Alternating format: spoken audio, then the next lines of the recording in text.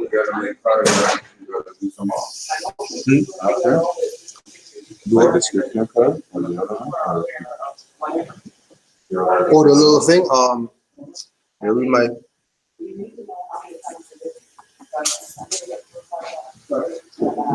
Yeah, we just have to.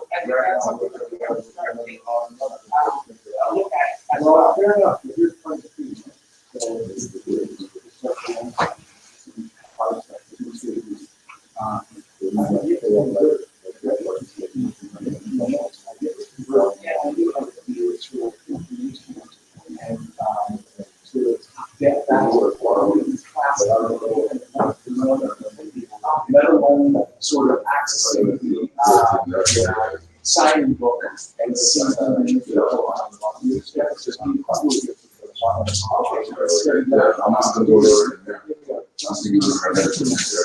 to take That's what got me on that side. like that steady basis. This is all more. Well, I think we have to do it and we can start it today. You know, because we have, how are we gonna know otherwise? Well, very good. How are we gonna know? So very good. Here's what I think is one of the other things that needs to be required. Not only signature, but maybe printed. Yeah. I mean, I like the email. Well, so if you just have to put on that for next year, it's not on there. Came out today. now, is this your first time here? Is this your second time here? Is this your third time here? Because how else do you implement Well, that? so they're gonna be the ones putting next to their name. Well, we can Because have I think we would that. have to, I think we would probably have to. Well, we can put that, for instance, with those two ladies. You know, This is one of their second time, because one of them came across the street. The other one, is her first time. So we know this. We can know this for. Our issue is that we'll have people Both of them. Well, there's nothing that says it has to be consecutive. No, Exactly, so. so that's gonna take us to have records that go back. Well, and also taking people at their word as well. As well as, yeah, understand. So, okay, so, you're saying, I say this, the name, their appellation, Yeah, and their email address. yeah. And how many times it has to be shared? Once, it's the first time, second time, whatever. That's, how else are we gonna do it? We can't do it otherwise. This is all Morris.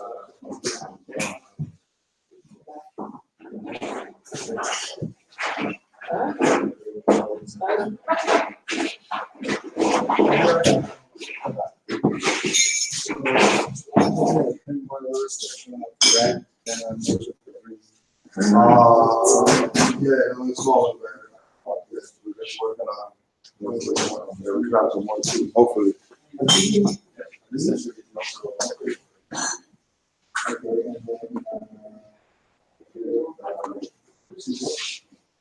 Peace, Morris. These, or we're just gonna do five on the left, two on the right. Allah, Father of the universe. Allah, Father of the universe. Father of love.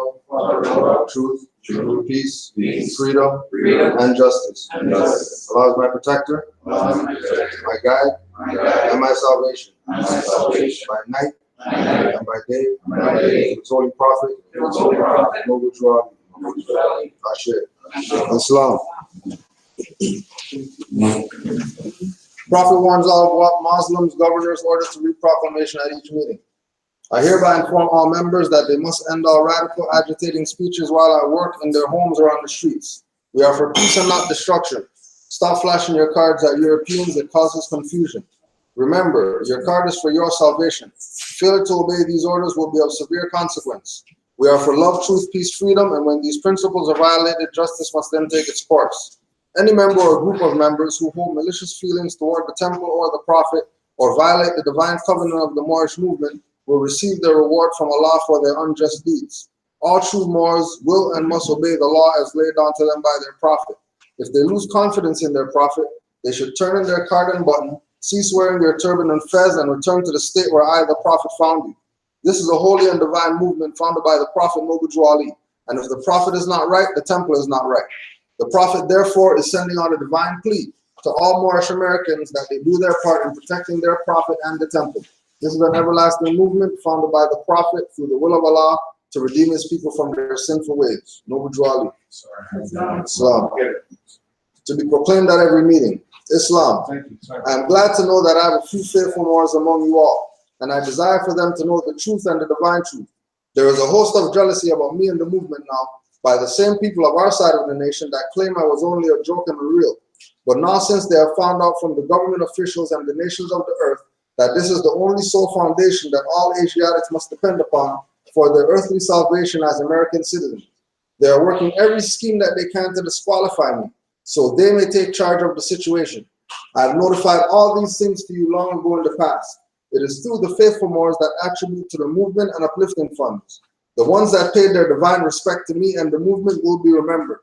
That is why I am calling upon all faithful Moors to increase their faithfulness to me, your prophet, and your divine Moorish movement. I need finance and I need it badly. Never before have I needed finance so badly as I do at present, so I can shove aside the discord that is facing the nation. It all comes through jealousy because of my fame and nobility. The nations of the world will not recognize the movement without I, the prophet, being head. It has been proven by my works which I have performed in the past few years. Prophet Noble Drew Ali. Islam. To the members of the Moorish Science Temple of America. Islam. This is the instruction from your Prophet Noble Drew Ali. Be faithful unto your forefathers' divine and national creed, that you will be blessed for your good deeds that you sow in the flesh. Allah is the one that judges the world, and his judgment is now on, but the weak can comprehend it not. The end of time is drawing near, so says Allah to his divine prophet, I am Noble Drew Ali. And that's why many hearts have been turned to stone. Many have eyes to see but cannot see, ears to hear but cannot hear, lest they will be confounded of their sins. These are trying hours now, dear Moors, and every evil spirit is moving, and they are trying every weak mind to overthrow and drag out the true foundation that has been laid, and to cause confusion in the minds of the ones that do believe. But if you have the true love of Allah and the spirit of your forefathers, you fear not what you hear or see, but will sacrifice the utmost of your very life to protect your movement and your prophet. Watch your enemies, dear Moors. Your enemies are the ones that speak against your prophet and ridicule him to the very lowest, and the ones that speak against your divine and national principles of your temples. Act accordingly, and Allah will bless you for your good work. Peace, your divine prophet, Noble Drew Ali. Islam. Divine Constitution and Bylaws. Act 1. The Grand Sheikh and Chairman of Moorish Science Temple of America are in power to make law and enforce laws with the assistance of the Prophet and the Grand Body of the Moorish Science Temple of America. The Assistant Grand Sheikh is to assist the Grand Sheikh in all affairs if he lives according to love, truth, peace, freedom, and justice, and it is known before the members of the Moorish Science Temple of America. Act 2. All meetings are to be opened and closed promptly according to the Circle 7 and love, truth, peace, freedom, and justice. Friday is our holy day of rest because on Friday the first man was formed in flesh, and on Friday the first man departed out of flesh and ascended unto his Father God Allah. For that cause, Friday is the holy day for all Muslims all over the world. Act 3. Love, truth, peace, freedom, and justice must be proclaimed and practiced by all members of the Moorish Science Temple of America. No member is to put in danger or accuse falsely his brother or sister or on any occasion at all that may harm his brother or sister because Allah is love. Act 4. All members must preserve these holy and divine laws, and all members must obey the laws of the government because by being Moorish American, you are part and parcel of the government and must live the life accordingly. Act 5. No organization of Moorish America is to cause any confusion or to overthrow the laws and constitution of the said government, but obey hereby. Act 6. With us, all members must proclaim their nationality, and we are teaching our people their nationality and their divine creed, that they may know that they are part and parcel of this said government, and know that they are not Negroes, colored folks, black people, or Ethiopians, because these names were given to slaves by slaveholders in 1779 and lasted until 1865 during the time of slavery. But this is a new era of time now, and all men now must proclaim their free national name to be recognized by the government in which they live and the nations of the earth. This is the reason why Allah, the great God of the universe, ordained Noble Drew Ali, the prophet, to redeem his people from their sinful ways. The Moorish Americans are the descendants of the ancient Moabites, whom inhabited the northwestern and southwestern shores of Africa. Act 7.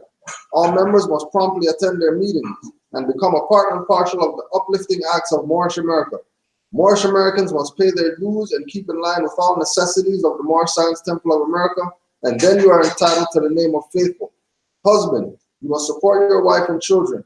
Wife, you must obey your husband and take care of your children and look after the duties of your household. Sons and daughters must obey father and mother and be industrious and become a part of the uplifting of fallen humanity. All Moorish Americans must keep their hearts and minds pure with love and their bodies clean with water. This divine covenant is from your holy prophet, Noble Ali, through the guidance of his father, God Allah. Yes, Lord.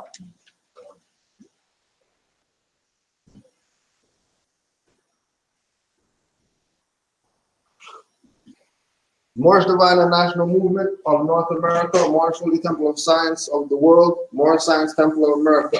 Temple do's and don'ts. 1. Everyone must sign in for each class or event. Please print your appellation and provide phone and email contact info. As part of the MSTA family, we need to communicate and look out for one another. Guests may attend the first classes at no charge. After this period, a donation of 10 notes per class is expected, or begin the process of being a member and paying dues, which is currently 25 notes per month. As told to us by our illustrious prophet, it takes finance to uplift the nation. Once you have become part of the temple, it is imperative that you pay your monthly dues each month. The dues are put towards rent, utilities, and all other expenses in relation to keeping your temple doors open. When one individual fails to make his or her monthly donation, the onus then falls on the shoulders of the administration and other nationals to pay their dues. This is neither just nor divine. If you are unable to pay your dues, please speak with any of your administration and another form of payment will be arranged, but you must speak to administration about your situation. Although we do not expect dues from children, you are always welcome to make donations on their behalf. For the past several years, we have held some wonderful gatherings, which we intend to continue to do on an annual basis. All of these events take time, energy, and finance of our varied committees. Therefore, if you are inspired to donate more than monthly expectations, please feel free to do so at any time. Some of our members have already been doing so, and we greatly appreciate their generosity. We all agree that the work we are doing is the foundation for the future and the young and unborn.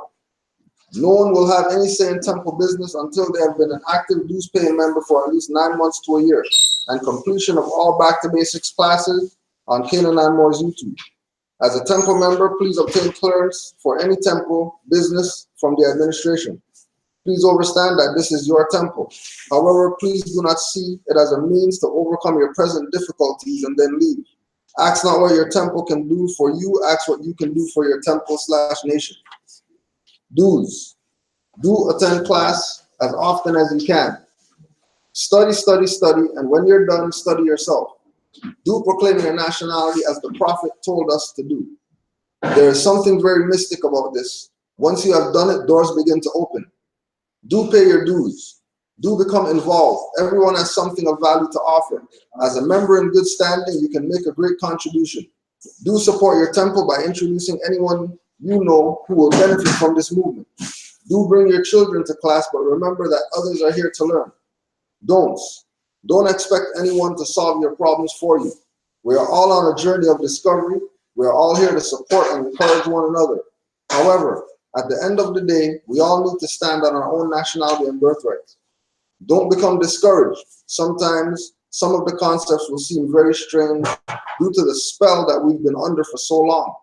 Take the time to do your research so that you go from believing to knowing. Don't create conflict. If you have a problem with anyone in the temple, try to work it out with them with the 5 principles of love, truth, peace, freedom, and justice. If you are not able to do this, speak with the administration. Oftentimes, all that is needed is a neutral party to help mediate. But first and foremost, look within and ask yourself honestly whether you are at least partially responsible for the issue. Try putting yourself in the other party's position. Don't wait for someone else to do what needs to be done. If your child is being a disturbance to others in the class, don't expect others to do what you know needs to be done. Once you have become a member in good standing, this means that you have also you also have a voice. If you see where we can improve something, bring it to the administration. If you have an idea that would benefit the temple, please do not be afraid to bring it up. Don't attend the temple to push your agenda. If you're a Christian, you would not use a Buddhist temple as a platform for your dogma. Right, Mama Mocha? We know we are Moors and not Negro black colored. Please do not come to the temple to argue in the name of blackness or look for recruits. Don't assume anything. As the prophet said, every Moor is not your friend and every European is not your enemy. In fact, we have had a few Europeans who have been of great assistance to the temple and the nation. Don't look back. I'm Mocha Elbe and MSDA trustees. Islam. And Mocha wanted to look into teaching more of administrative stuff moving forward. We'd like you to sign or you can have put your application that we're hoping that you can print it as well, so let me know. And then, yeah. And then,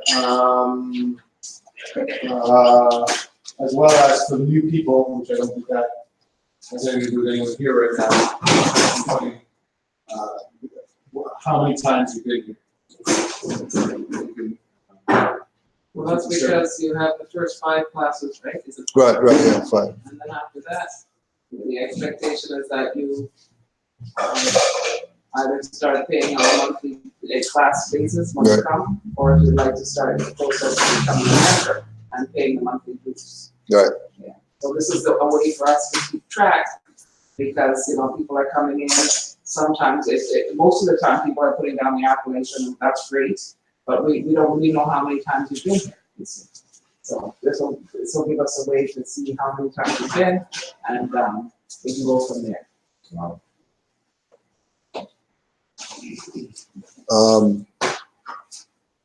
Brother Soon, you want to talk on Thursday? That's our last, because I know last Thursday was the most active session, or? Yeah, I would say active. Yeah. I would say it was the most memorable. We have every Thursday we have the house program. So now initially a men's group. Alright.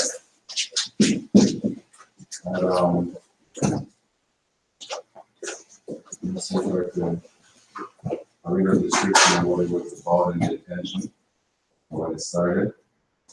So something that was we tried to do from maybe around even close to this time last year, right at the end of summer, we were trying to manifest it and bring it into fruition.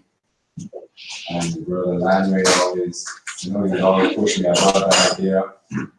Oh, we actually, it was right before September, because it was probably around August or so when we just got this temple. We were trying to think of different things that we could do, and I thought a men's program was needed for men to come and talk about whatever we want to talk about. Women have programs and they do that on a regular, and it seems to, I wouldn't really know if I'm not there, but they keep having them and new ones keep popping up. And I noticed men didn't have much things like that, right? So right around the time where you're gonna do the hair show with Stephen. Yeah. It was a little before that. And I don't know if you remember, Omar, we met a sister there who was talking about the Lionsgate. Brandon said we should join that, or I was like, no, we have hugs. It's in the works. So every month now we kept pushing me from like September, texting me, and then I was kind of being negligent with it or procrastinating a bit. So then I finally told him, like when April reached around, I said, okay, don't worry, in May we're gonna start it for sure. So at the beginning of May I sent out a texting to a few of the members in the temple, a few people that I knew, saying Hub's program starting this Thursday, May 2nd at 7 p.m. We'll be meeting at the Moorish Science Temple of America, located at 2530 Eglinton Avenue, West Eglinton, and Richardson. This will run every Thursday, and for now, will be by invite only. These hug sessions, so love the acronym as well, right? So I came up with a few, nothing that really stuck solid, but ideas like hugs, HUGS, could mean whatever it means to you, whatever you need it to be, and it could mean all of them as well. So these hug sessions are geared towards healing our body, mind, and spirit. A safe place for initially men, right? Because it's not closed to men only, but at first we need some for ourselves as well. And further on, we want to fight someone doing that's great too, because their perspective is their support even more. So a safe place for initially men to discuss topics and issues that affect and concern us on a daily basis. The intention is to create an atmosphere where we feel comfortable enough to share and express feelings. Some of us find it very difficult because of the way we were brought up. So most of us have things bottled up inside with no one to share it with, nor anyone we trust or feel secure enough to do so. And I said, let's change the narrative. Islam is love. Hope to see you there. All right? So we started from May. Been a few brothers there, like brother Noir. Brother Noir has been there. Brother Tesba, Land is there every Thursday, offering to make little snacks or refreshments for us when we're there. So the first couple of weeks we probably were just chilling and talking about certain things. Then going on every Thursday, I try to be here at 7 o'clock. Usually Land is already here. And a few times it's just me, or Larry, a couple times it's just me by myself. I'll stay for an hour and a half, maybe an hour, and then I leave. But last week on Thursday, and I had a few people said they'd eventually try to reach out and probably through their personal friends of mine too. And yeah, Thursday, we had about, it was me, younger Noir, or elder Noir, return Noir.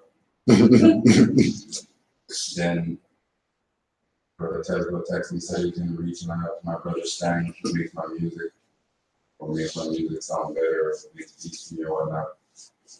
He's been saying he's going to reach for a few weeks, and then eventually, when I sent out the text, he actually was about to ask me if it was going on, because I guess he wanted to reach that week. Landry was here, right? But now every Thursday, Friday, and Saturday. Landry? Oh, yeah. Thursday, Friday, and Saturdays?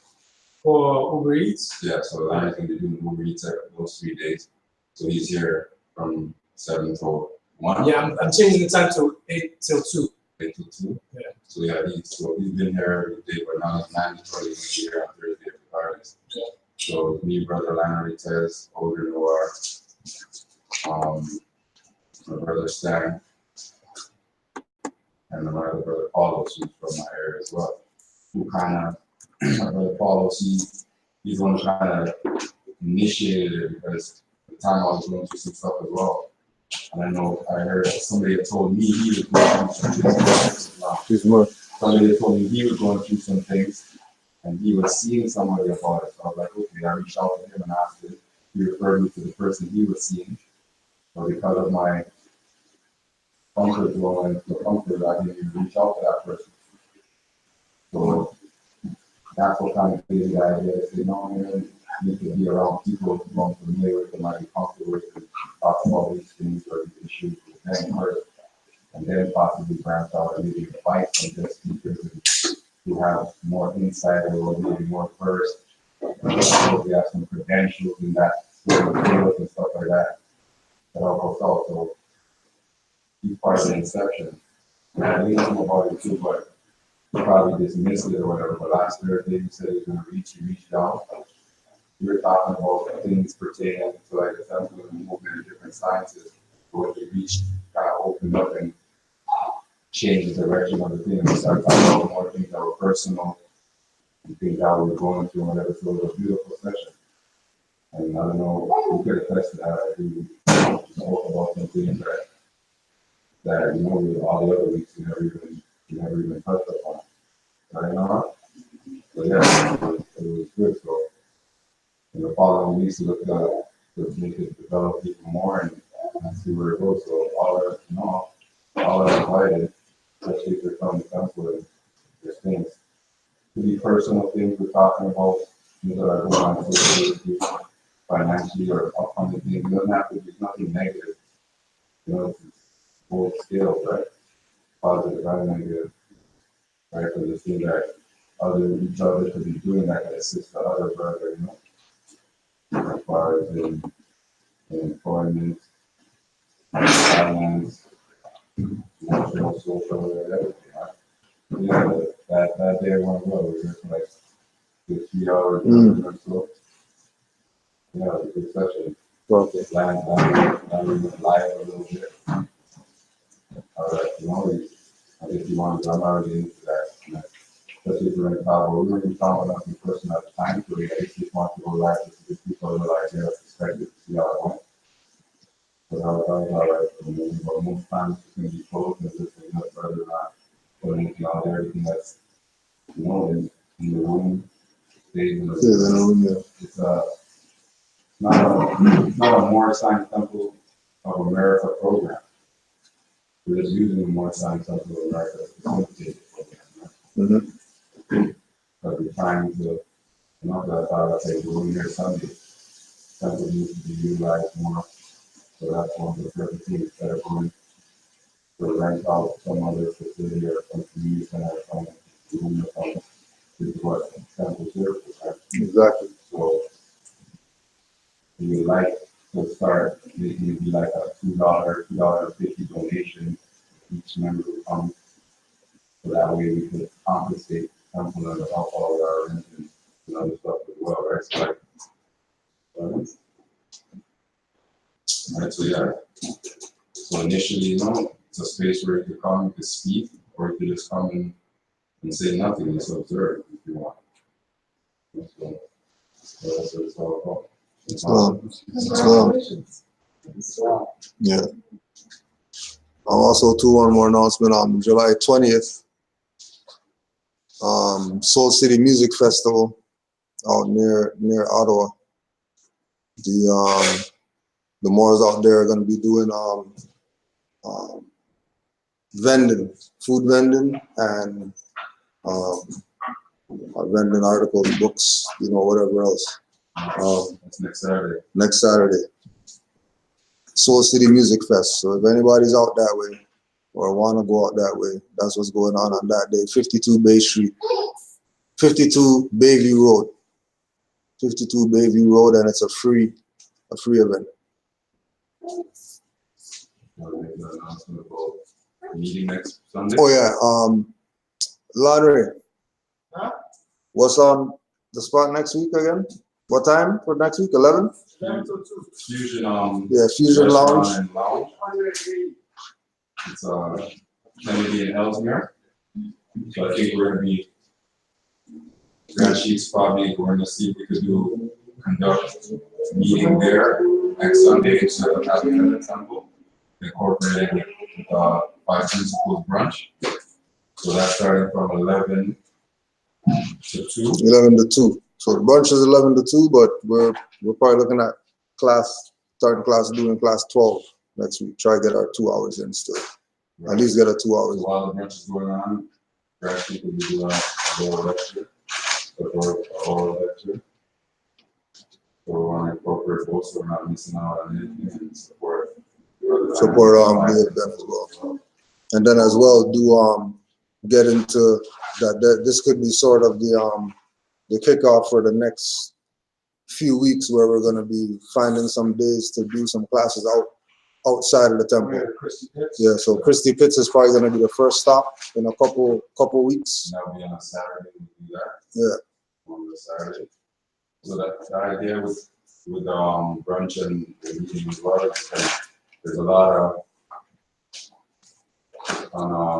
unaware Moors, unconscious we're talking about, or unproclaimed Moors who attend these brunches too, and who could benefit from seeing a lot of us there and be able to build with them and dispense some information to them, right?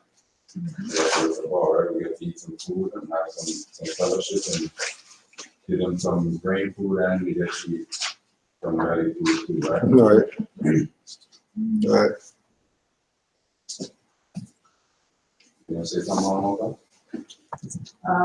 We've got a little, we're gonna be doing some yoga on Thursday, this Thursday coming, at Woodbine Beach. So it's just something that kind of, it's very new that we decided to do this.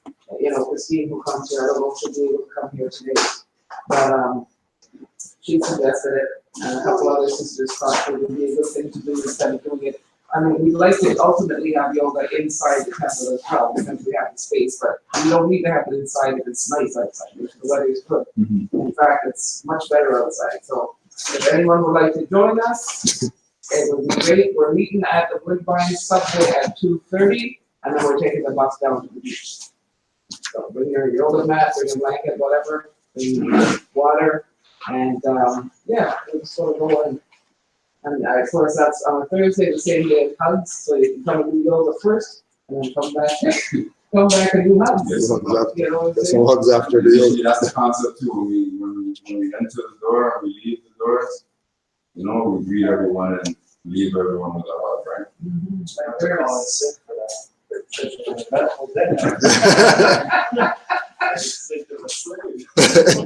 Well, you know, and the thing is because quite a few people are off during the summer, right? But again, many people are still working during the week.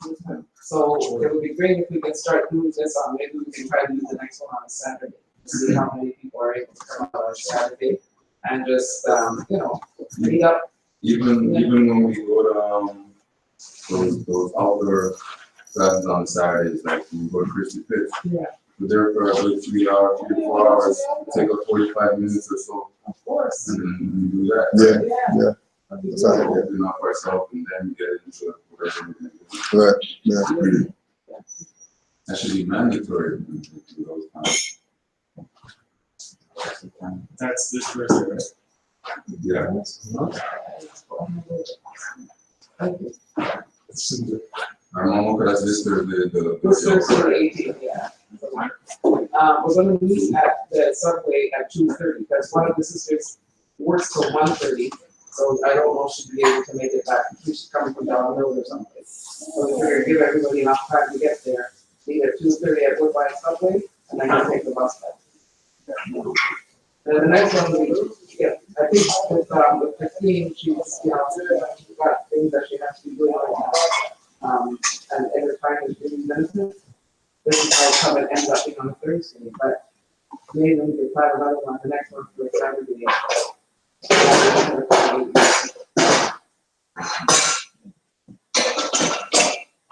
It's all part of the evolution. You just have to do. Want to give a quick shout out Yeah. to the God sister. Appreciate you being here. Thanks for coming. Yeah, appreciate you reaching out. It's a small step, but it's a big step. Well, before we go to essential writings by Thich Nhat Hanh,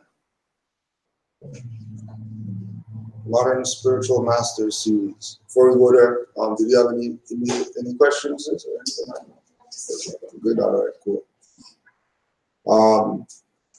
Page 47, Eyes of Mindfulness. In our time, the struggle between old and new will reach its crescendo. It's not over yet, and we carry scars of this struggle in our hearts. Questions raised by contemporary philosophers make us feel lost and anxious. Confused minds suggest that existence is meaningless, even absurd, and this adds another coat of black to our darkened hearts.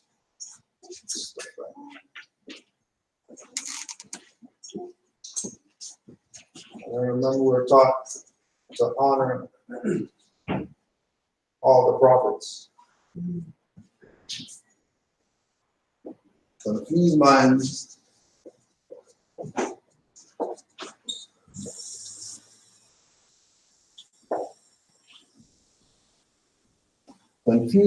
suggest that existence is meaningless, even absurd, and this adds another coat.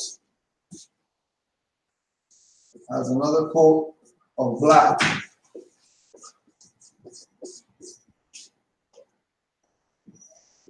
on our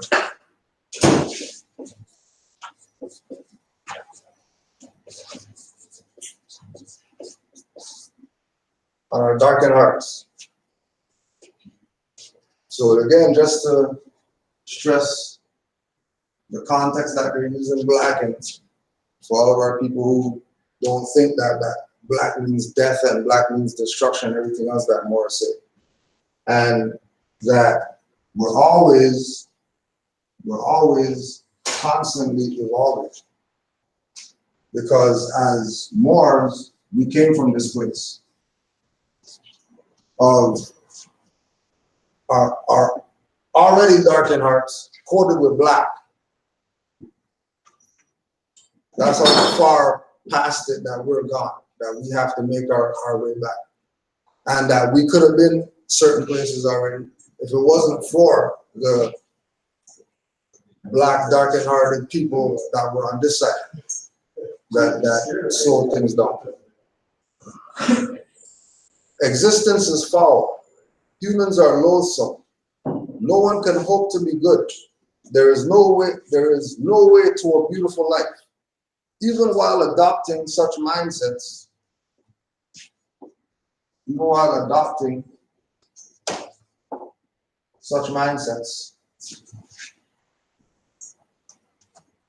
when Noble Trolley gave us the Quran and told us about it being divinely prepared for us and whatever, it's like one of the Moors were saying in the chat, somebody came on there asking, what temple do you Moors belong to? And then one of the Moors' response was the one between your ears. The one between yours? Between the ears, right? Because he's not about adopting somebody else's perspective of what we are. He's already in a place where he knows where it is that we are as Moors, that ain't no temple we belong to in that context, right? But again, going to, adopting means that it's not yours. So when we say, or when Stan is saying, adopting mindsets,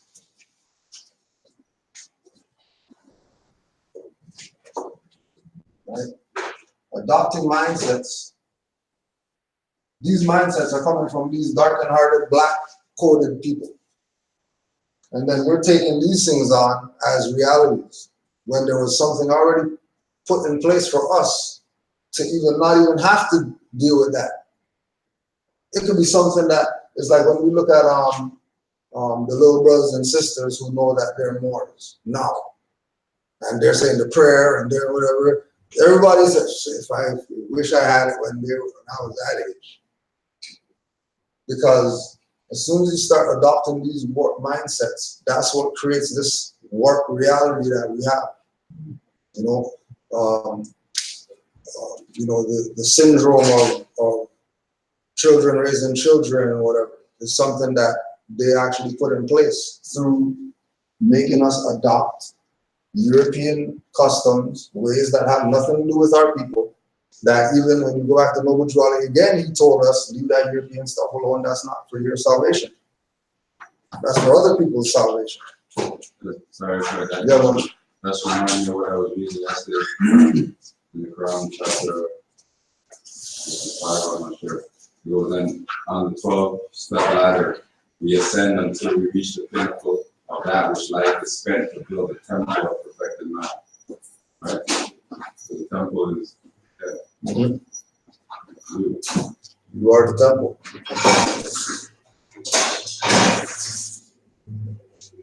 Even while adopting such mindsets, people cling to the illusion that we are free to be who we want. Yet most of the time, we are merely reacting to the wounds engraved on our hearts or acting out of our collective karma. Most of the time, we are merely reacting to wounds engraved on our hearts or acting out of our collective karma. Again, going back to the thing with hugs and, barbecue, going to do things together, uplifting fall humanity. All this is part of us having a collective, energy. Everybody's on the same mindset. Everybody, is dressed alike. Everybody has the same way that they verbalize things. Everybody greets the same. Once you have that harmonious, once you have that harmony,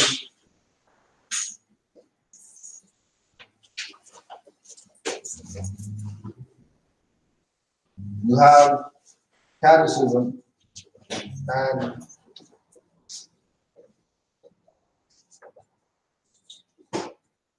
that's all spiritual.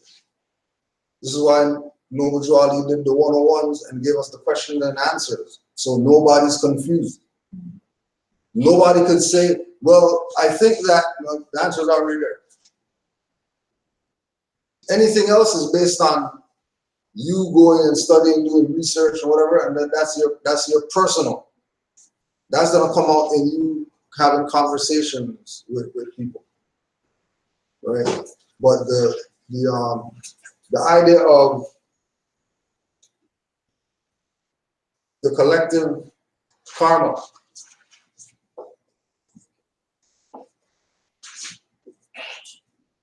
karma comes in debt.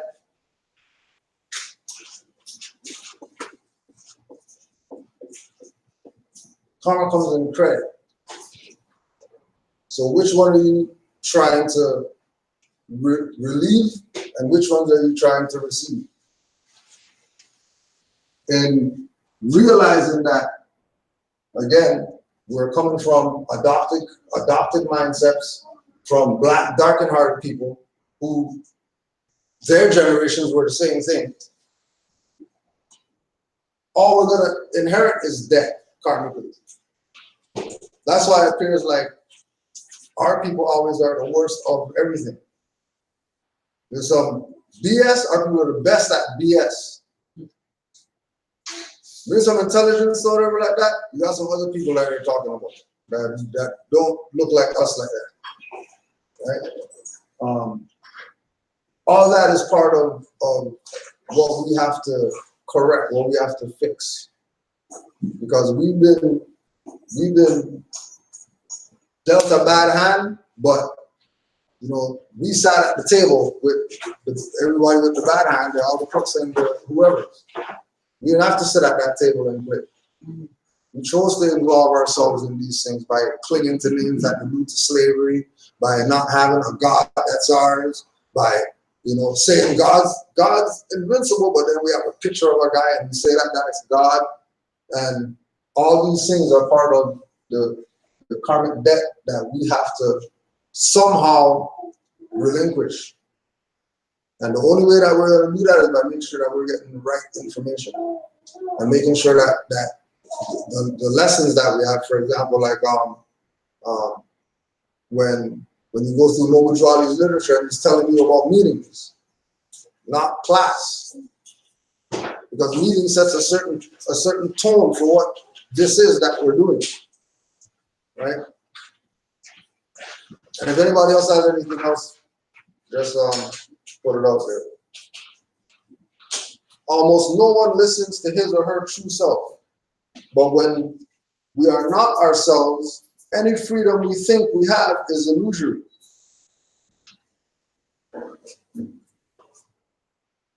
Almost no one listens to his or her true self. No one listens to his or her true self.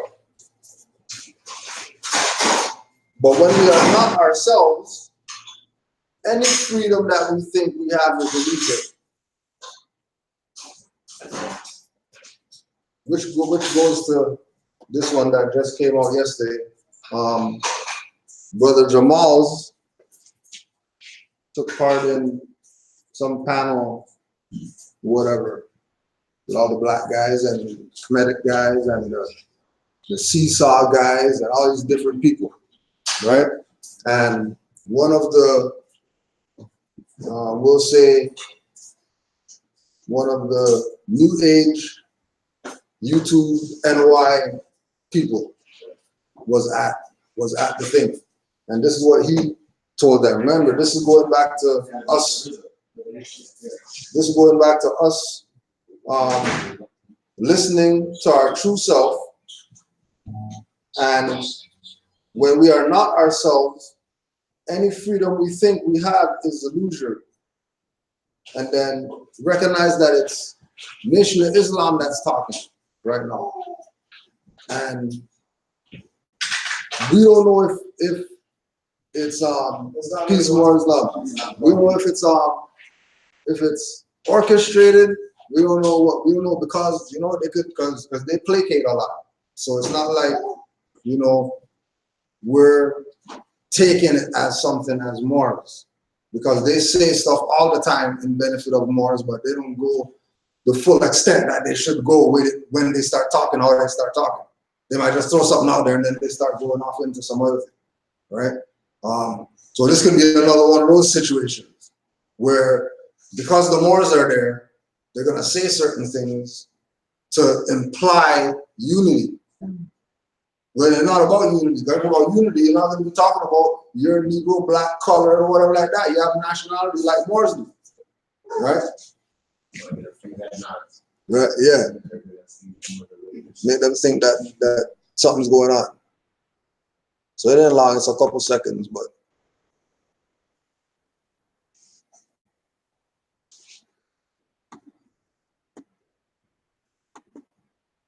Domestic terrorists. This is what they are. So when they do what they do, as brother said, we are the landowners. Prior to being called America under Amerigo Vespucci and under Christopher Columbus, it was called Alkebulan. It was called Turtle Island. It was called Al-Morak. It was part of the Moorish Empire. See, we're not playing today. The point is that it has been possible and been done, therefore it can be done because as it was in the beginning, so shall it be in the end. So get ready to be property owners because I want a house in Malibu on the West Coast when we get it all back. Boy, everybody be just like Gratitude Nature said. Tell these Moors, no check. Unless you say you're a Moor, they'll be a Moor tomorrow. Yeah. They'll be a Moor tomorrow.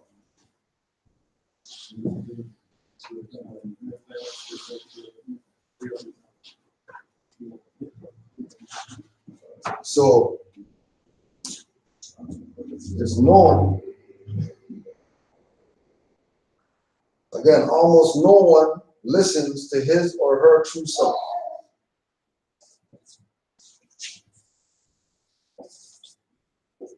Just put it out. What more is what's your true self? Anybody? Spiritual being.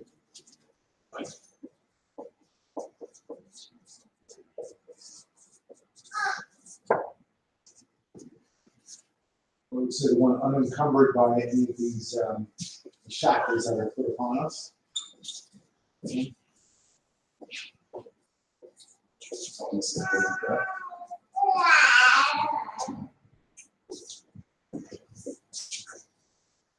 Free yourself, free name. Right. Free name, free name.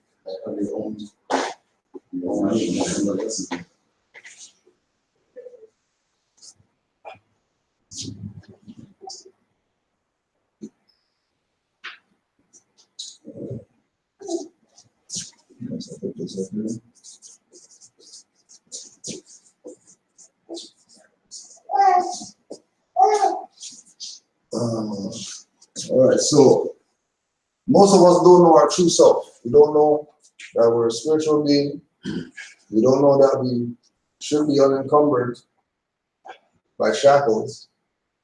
We don't know that we're the holy breath. We don't know that we're infinite. We don't know our free name. That's for new people.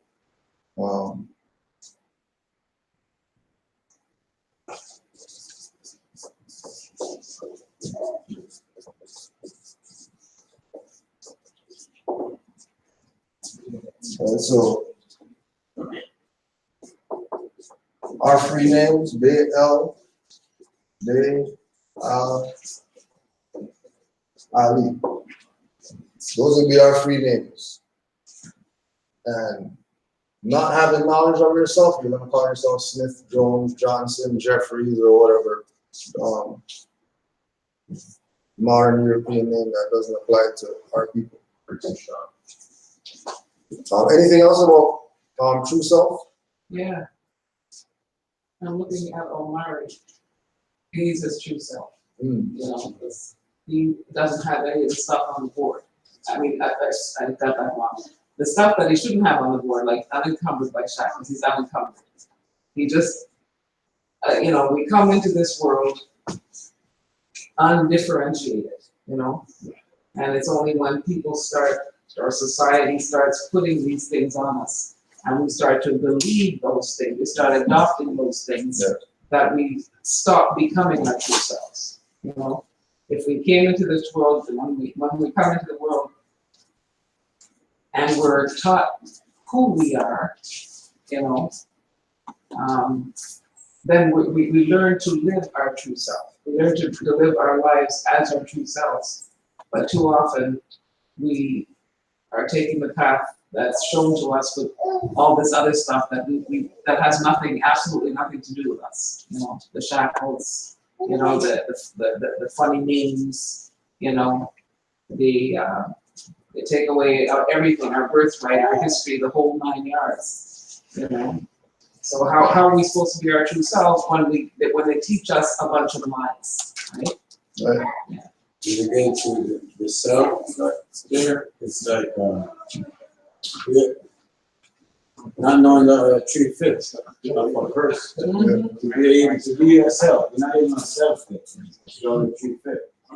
So without the birthright and the nationality, yeah, there. Right. So we're still not even a full person. Still not even a person. Not even a person. I'm sorry, take it off the.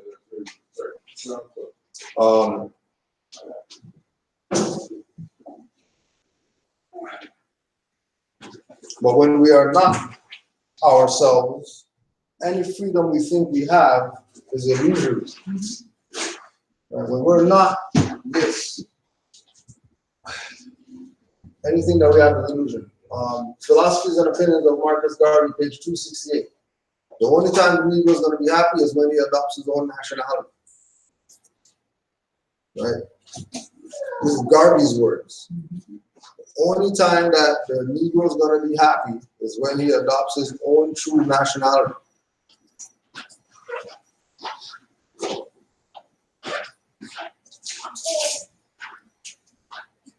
Sometimes we reject freedom because we fear it. Sometimes we reject freedom because we fear it.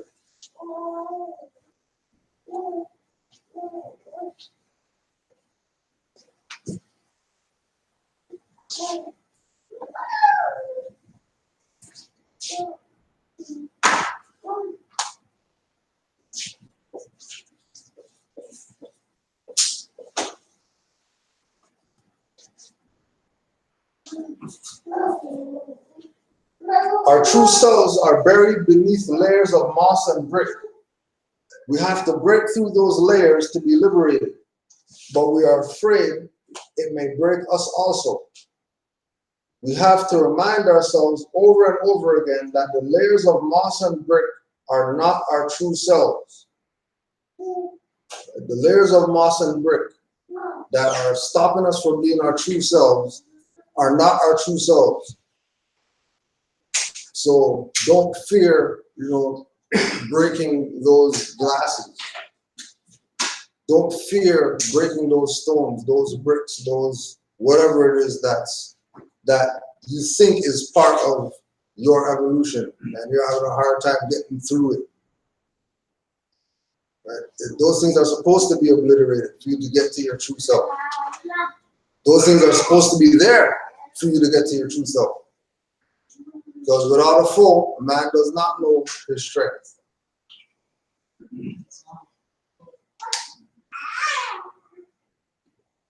When you realize that, you'll see every phenomenon, every dharma with new eyes. Begin by looking deeply at yourself and seeing how miraculous your body is. There is never any reason to look at your physical body with contempt or disregard. Don't ignore the very things that lie within your grasp. We don't value them. We even curse them. Consider your eyes. How can we take something as wonderful as our eyes for granted? Yet we do. We don't look deeply at these wonders. We ignore them, and as a result, we lose them. It's as though your eyes don't exist. Only when we are struck blind do we realize how precious our eyes were. And then it's too late. A blind person who regains her sight understands the preciousness of her eyes. She has the capacity to live happily right here on earth. The world of form and color is a miracle that offers blissfulness, joys every day. After we have this realization, we cannot look at the blue sky and the white clouds without smiling. The world constantly reveals its freshness and splendor. A blind person who regains her sight knows what paradise is right here. Before long, she too will take it for granted again. Paradise comes to seem commonplace, and in a matter of weeks or months, she'll lose the realization and she is in paradise. But when our spiritual eyes are open, we never lose the ability to see the wonder of all things. When I was a young monk, I was taught that the greatest sufferings were birth, sickness, old age, death, unfulfilled dreams, separation of loved ones, and contact with those we despise. But the real suffering of humankind lies in the way we look at reality. Look and you will see that birth, old age, sickness, death, unfulfilled hopes, separation from loved ones, and contact with those we despise are also wonders in themselves. They are all precious aspects of existence. Without them, existence would not be possible.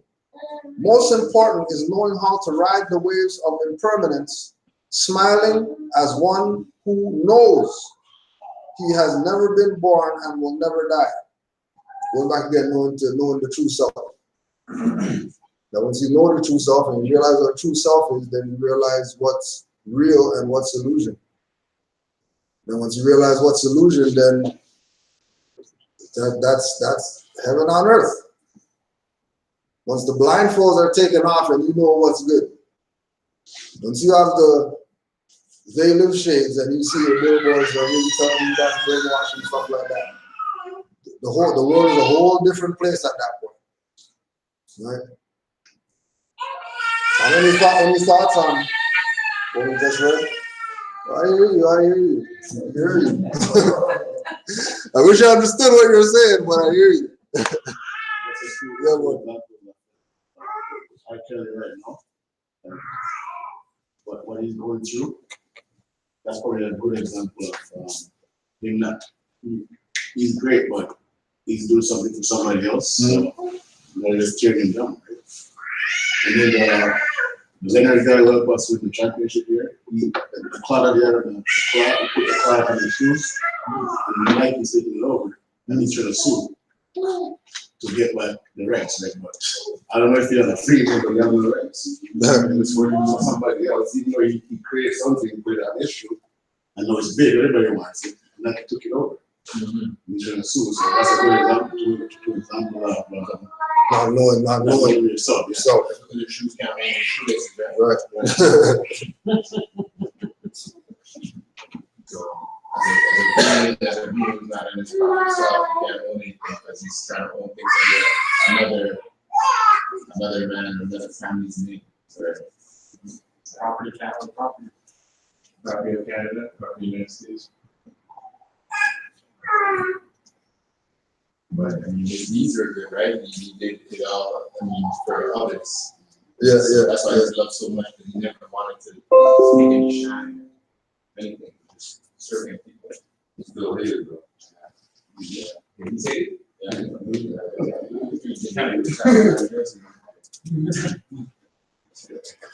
I'm very serious. I got people, I don't know my friends who say that. But everybody wants to take on You did the full season? take on the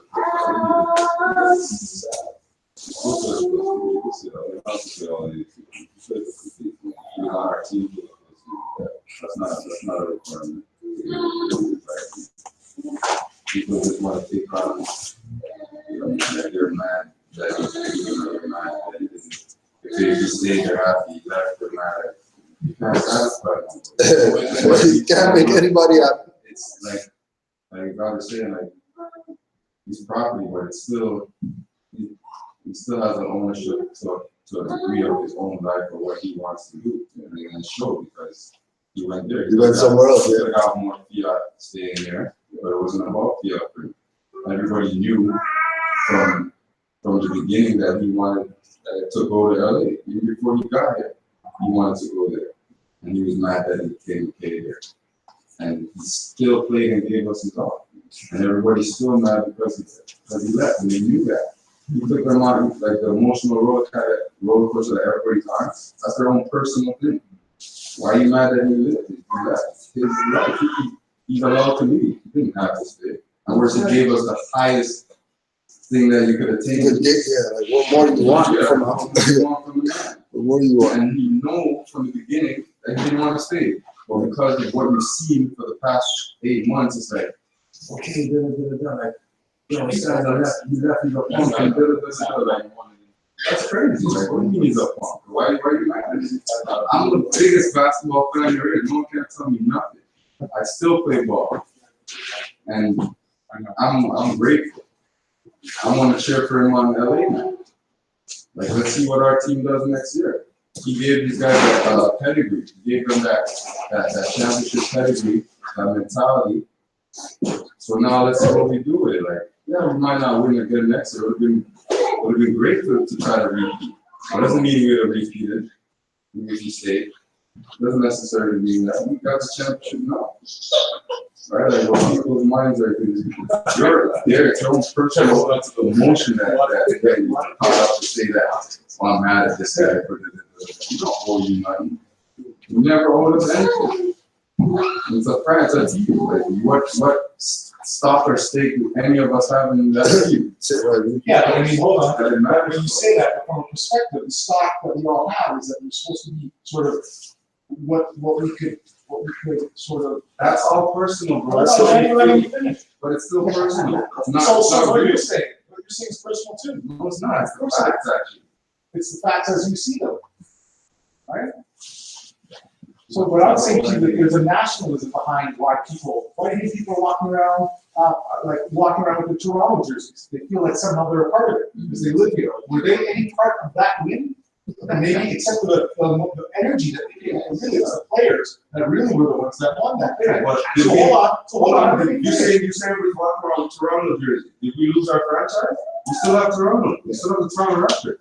Yeah, I'm talking about what is behind this, which is the fact that somehow there's some connection with the team to the people because they believe that they're part of that. And that ultimately, from my perspective, it's this. It seems to me that one of the things that I saw or wanted to see was you're with the team. You're watching the team through their ups and their downs, and then they go through this task and they win it. To me, this seemed to be like a bought thing.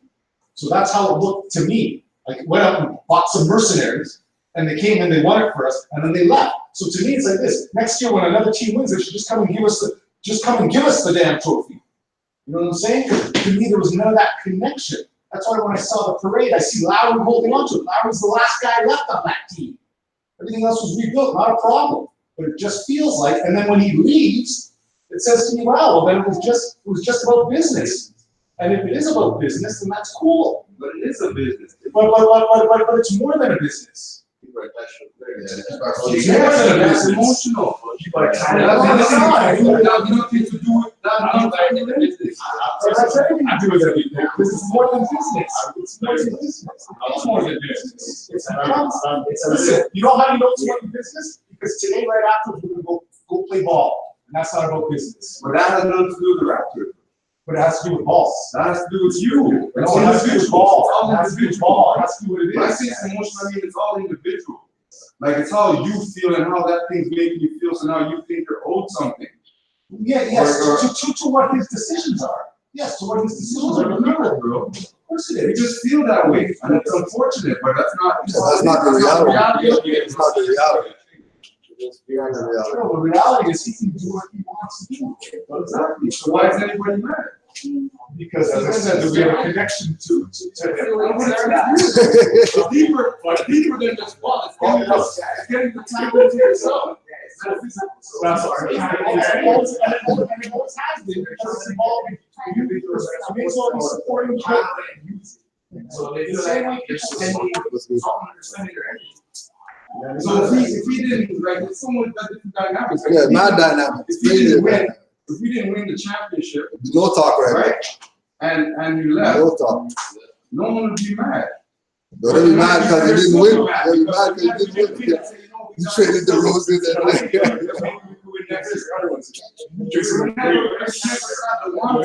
The wanting is always numbered. Yeah. The wanting is never satisfied. You want it. We're babies, bro. Like all babies. You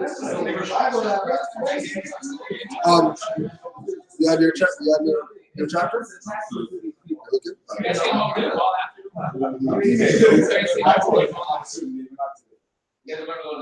I just wish there was some conscious noise with their friends and we're able to interact with them so that the world is. Yeah, I mean, that's right. The reason why I'm saying it's more because we all knew that we didn't want to. So now that he left, why is it a surprise? Or why we should have been mad the whole season? Nah, because if we had lost, it would have been different. Well, it would be so different. It would be different, but I don't need to elaborate. It's like you won the championship, but it's here you don't even like at least one more. The wanting is never satisfied. Like I said, we won the championship. What more is there? That's the top of there's nothing else to do. There's nothing else to do. Thank you. He's not all we got. We won, right? That's it. It's over, right? We won. It's over. It's done. When we don't win, all the 24 years that we the 25 years that we didn't win, right? This is our 25th year, right? So the 24 years that we didn't win, after the first year, we should have retired too then. No, you know what I mean? That doesn't make sense. That does not make sense. We won after 25 years, so now we retired. So 24 years we didn't win, so we don't retire. We don't retire? Yeah. Keep fighting. So then we won and we go fight again. I got it twisted. Straight up, I got it twisted. Hey, Bass, I like that hat you got there. Don't worry about that home. We're so ungrateful. We're ungrateful. Right.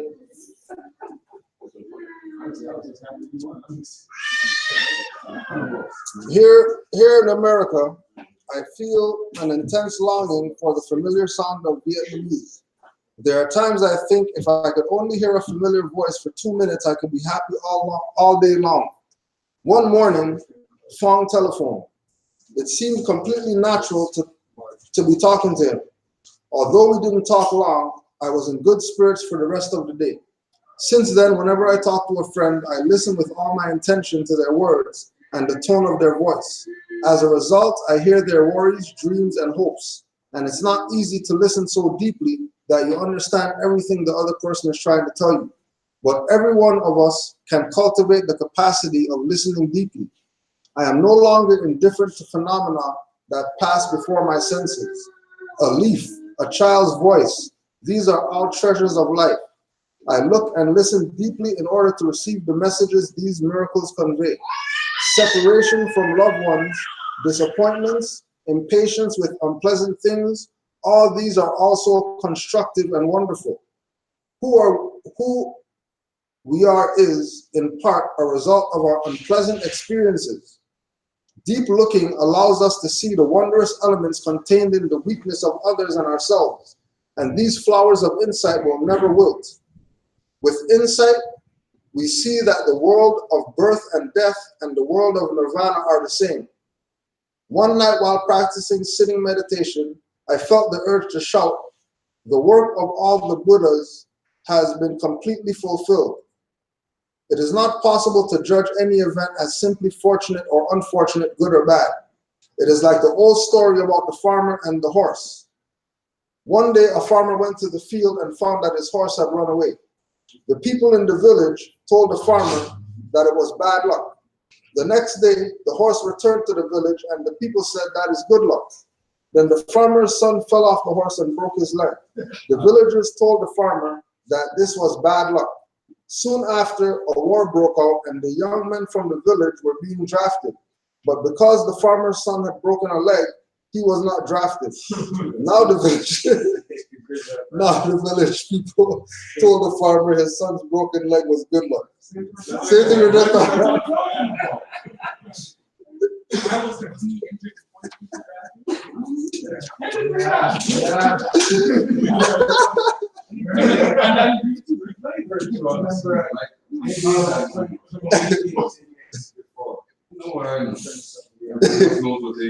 Is there more to the story? No, that was it. That was it? Yeah. Unless you keep going, and then then the daughter broke her arm. You must travel throughout all of time and space to know the true impact of any event. Every success contains some difficulties, and every failure contributes to increased wisdom or future successes. Every event is both fortunate and unfortunate. Fortunate and unfortunate, good and bad exist only in our perceptions.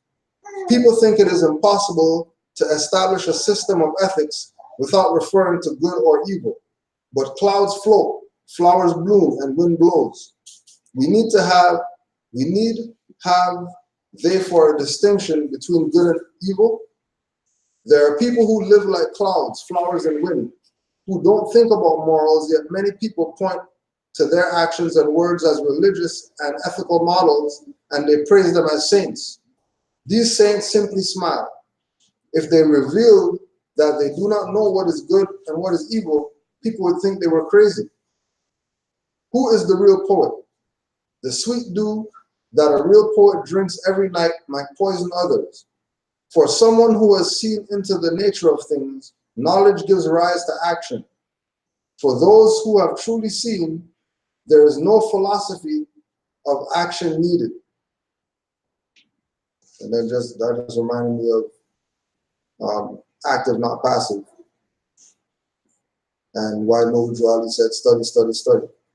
For someone who has seen into the nature of things, knowledge gives rise to action. So automatically, once you're studying, you're going to be active. But once you have knowledge, you're going to be active automatically. For those who have truly seen, there is no philosophy of action needed.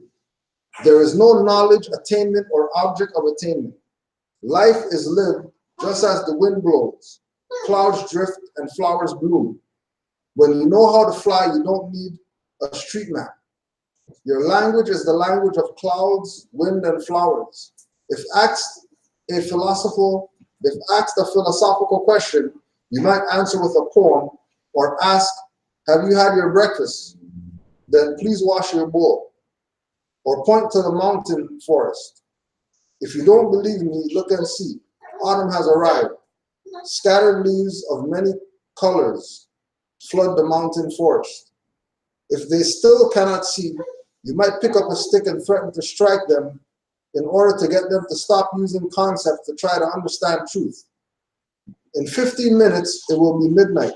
Christmas is almost here. I am awake in this sacred hour, writing in my journal. My thoughts flow, and it feels wonderful to pour them onto paper. I've written about the spiritual experiences that reveal to me how to look and listen with full attention. Such moments might only come once in a lifetime. They appear as ambassadors of truth, messengers from reality. If we're not mindful, they may pass unnoticed. The secret of Zen masters is discovering the path of return to such moments and knowing how to pave the way for such moments to arise. The masters know how to use the dazzling light of those moments to illuminate the journey of return, the journey that begins from nowhere and has no destination. The secret of the Zen masters is discovering the path of return to such moments and knowing how to pave the way for such moments to arise. The masters know how to use the dazzling light of those moments to illuminate the journey of return, the journey that begins from nowhere and has no destination. Journey. Here are words written down, footprints in the sand, clouds of formation. Tomorrow I'll be gone. Slow. Catch up.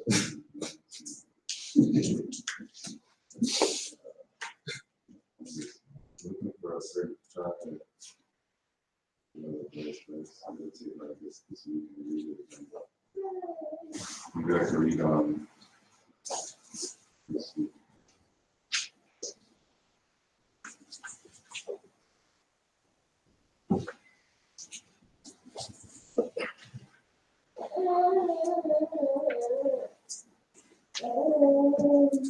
I read something from Brother Yashua.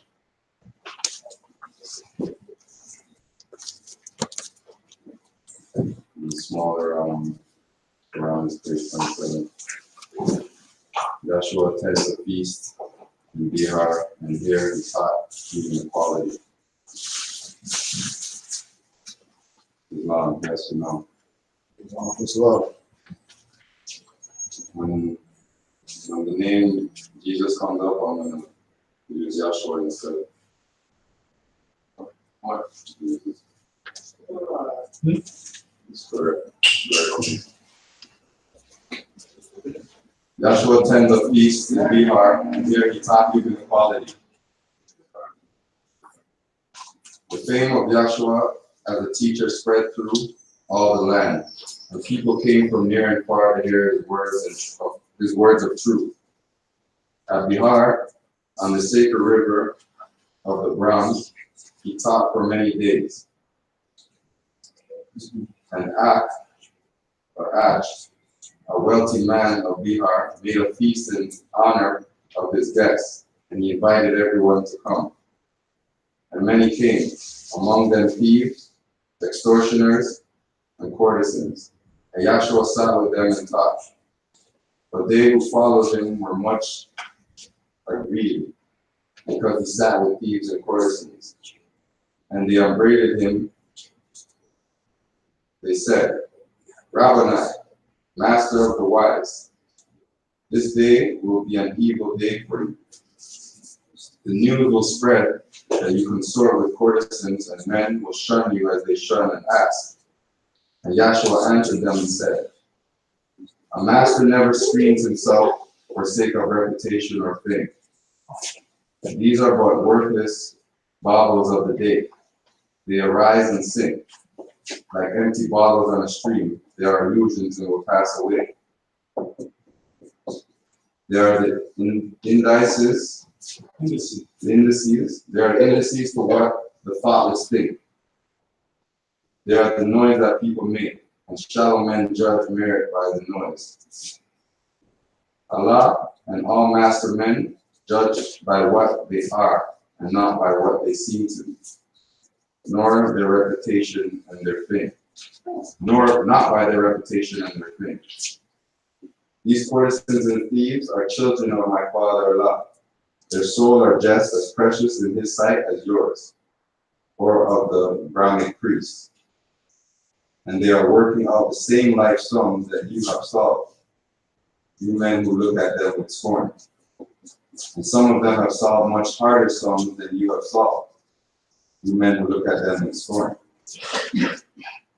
Yes, they are sinners and confess their guilt, while you are guilty, but are shrewd enough to have a polished coat to cover up your guilt. Suppose you men who scorn the courtesans, these drunkards and these thieves, who know that they are pure in heart and light, that you are better far than they. Stand forth, that men may know just who you are. The sin lies in the wish, in the desire, not in the act. You covet other people's wealth. You look at charming forms, and deep within your hearts you lust for them. You see you practice every day and wish for gold, for honor, and for fame, just for your selfish self. The man who covets is a thief, and she who lusts is courtesan. You who are none of these speak out. Nobody spoke. The accusers held their peace. And Yahshua said, the proof this day is all against those who have accused. The pure in heart do not accuse. The vile in heart who want to cover up their guilt with holy smoke of piety are ever loathing drunkard, Eve, and courtesan. This loathing and this scorn is mockery. For if the tinsel coat of reputation could be torn away, the loud professor would be found to revel in his lust, deceit, and many forms of secret sin. The man who spends his time in pulling another's weeds can have no time to pull his own. And all the choicest flowers of life will soon be choked and die, and nothing will remain but darnel, thistle, and birds. And Yahshua spoke a parable. He said, behold, a farmer had great fields of ripened grain. And when he looked, he saw that blades of many stalks of wheat were bent and broken down. And when he sent his reapers forth, he said, we will not save the stalks of wheat that have the broken blades. Go forth and cut and burn the stalks with broken blades. And after many days, he went to measure up his grain, but not a kernel could he find. And then he called the harvesters and said to them, where is my grain? They answered him and said, we did according to your word. We gathered up and burned the stalks with broken blades, and not a stalk was left to carry to the barn. And Yahshua said, if Allah saves only those who have no broken blades, who have been perfected in his sight, who will be saved? And the accusers hung their heads in shame, and Yahshua went his way as well.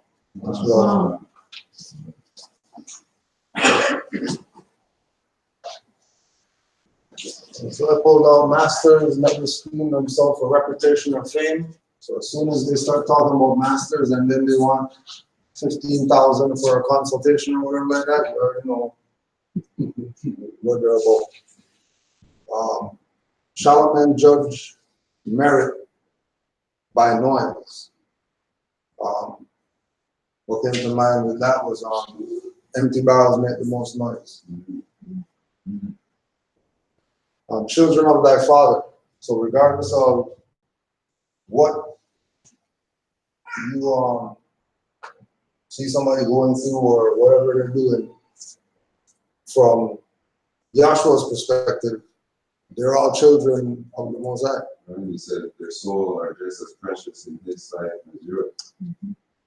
Let's say there are something out there. Quicksand and so on. Yeah, exactly. Soul is just as precious.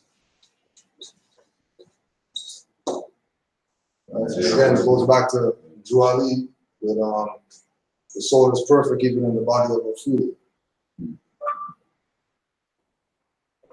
Sin lies in the desire, not the act.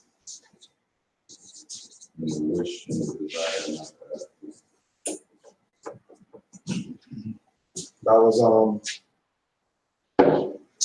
Sin Lies in the Desire. That was the movie with before you murdered somebody, they got you or whatever. Oh, Minority Report. Minority Report, yeah. Pure in heart, do not accuse.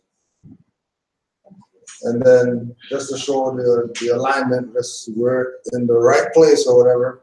Farmer reference again. Yeah. different books, Right. but farmer reference again. I started reading that before you got to that part. Not the full thing. I didn't get to that part. Yeah. But at the beginning of the chapter, I said, okay, if I'm looking for it, then You just gotta do that one. Any other thoughts on any other lessons anybody pulled out?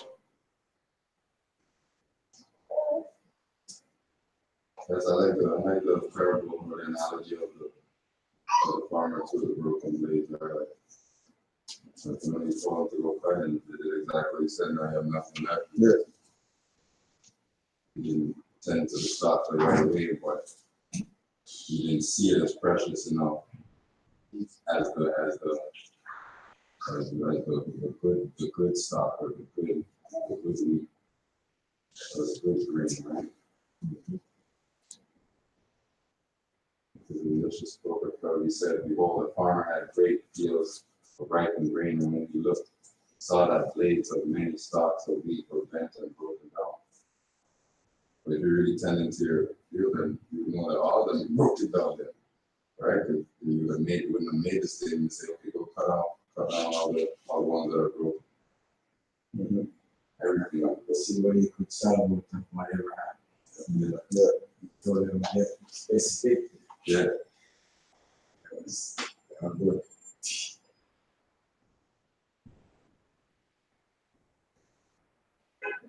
The law saves only those who have no broken blades, who have been perfected in the sight, who will be saved.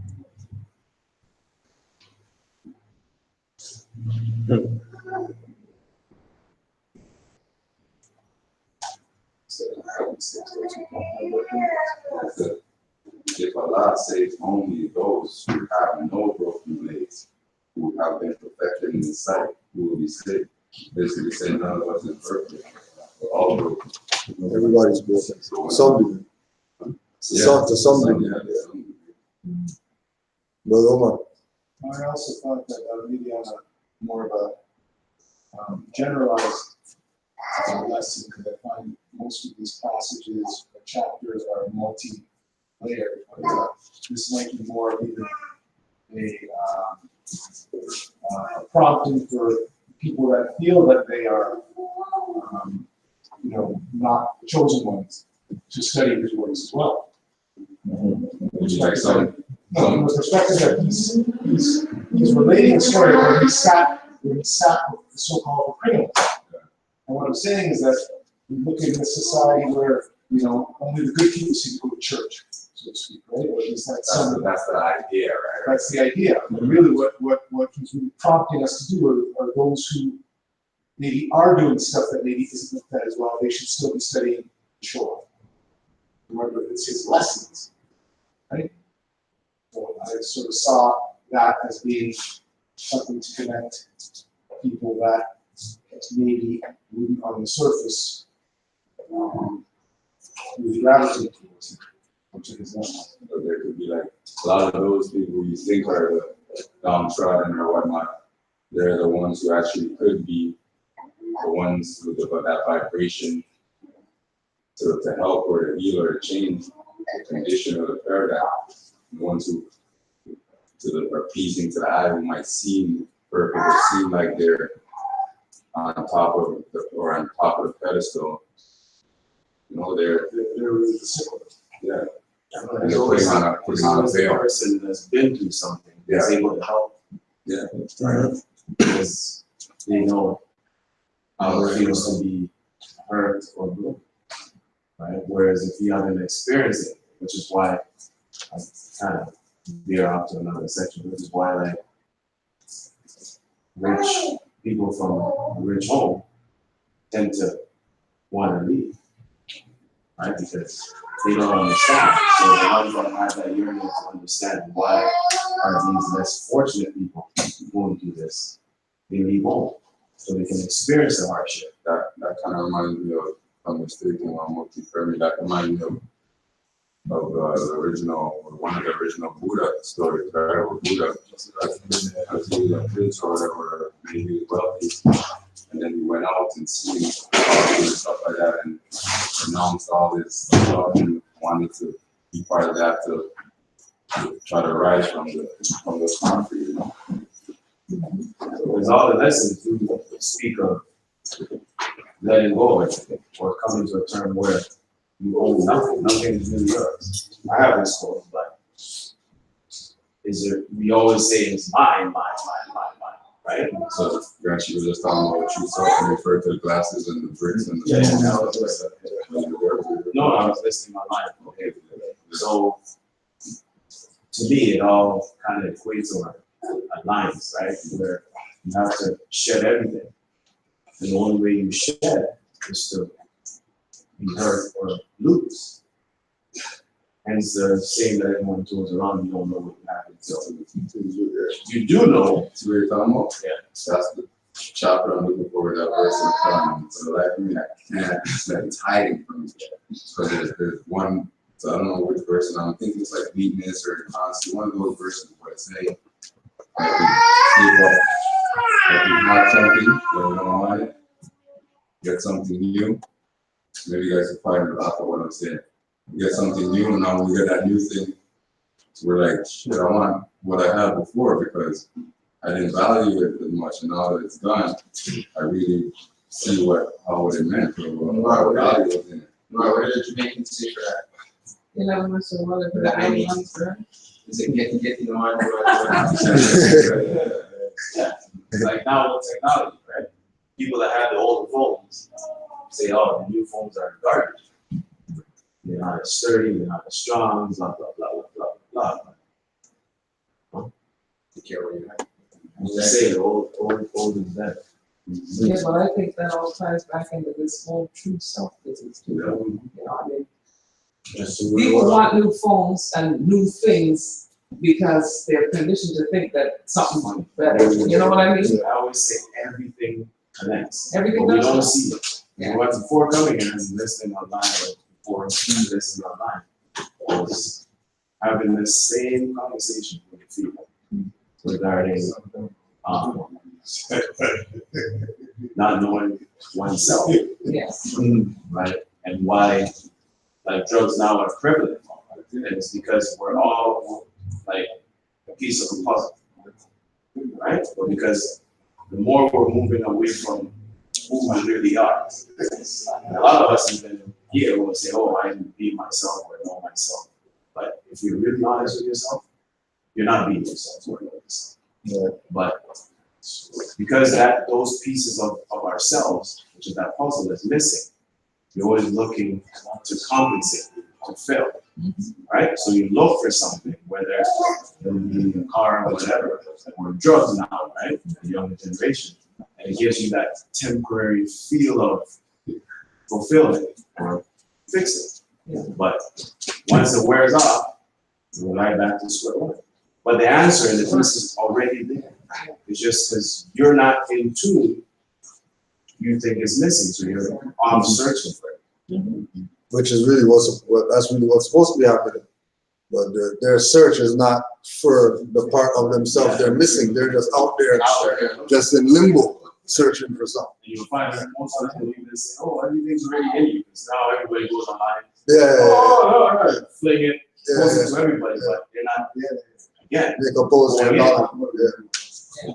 right? So it's always an It's still external. It's still, everything is external, but everything. Take science, what we tell you, you're made of everything that is there exists in you. But You know yourself. but then the question comes on you doing something. How do you get to know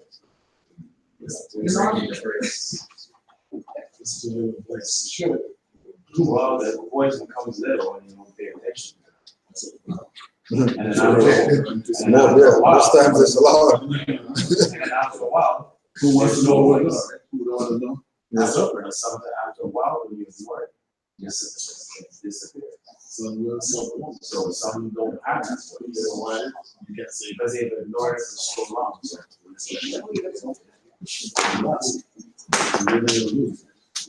You're not winning, you're not losing. but at the same time, I see myself right here. You already know. everybody works for it. Yeah, it's good. Yeah, it's good.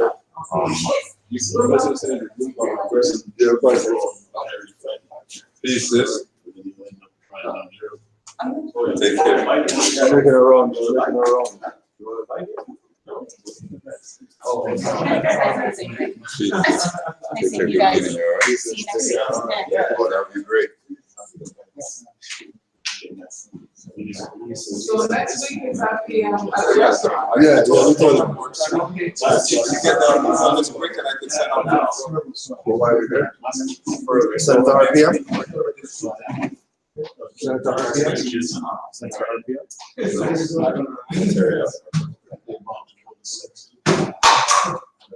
No. Actually, yeah, it was tight. It's like going back and it's like, that's tight for the last. I had one text. I had one. Any more thoughts on that chapter? Yeah, it goes to the pointer, like what you're saying with the meat, the man didn't know, or the owner, he told him to burn them up. You go back to the race of the pointer. So I thought, I read that yesterday, but If he was with the workers, You know, he probably know that, I yeah, don't see that. the thing I hear so much that's things in the from them, but he's a pointer, right? He's a pointer. let me go back, so let me use that reference, that's in chapter IV. Death and burial. Whatever. Death and burial of Elizabeth Mathino's lesson, the ministry of death. Verse 15, right? Or let's start from verse 14. Men need a pattern for their lives.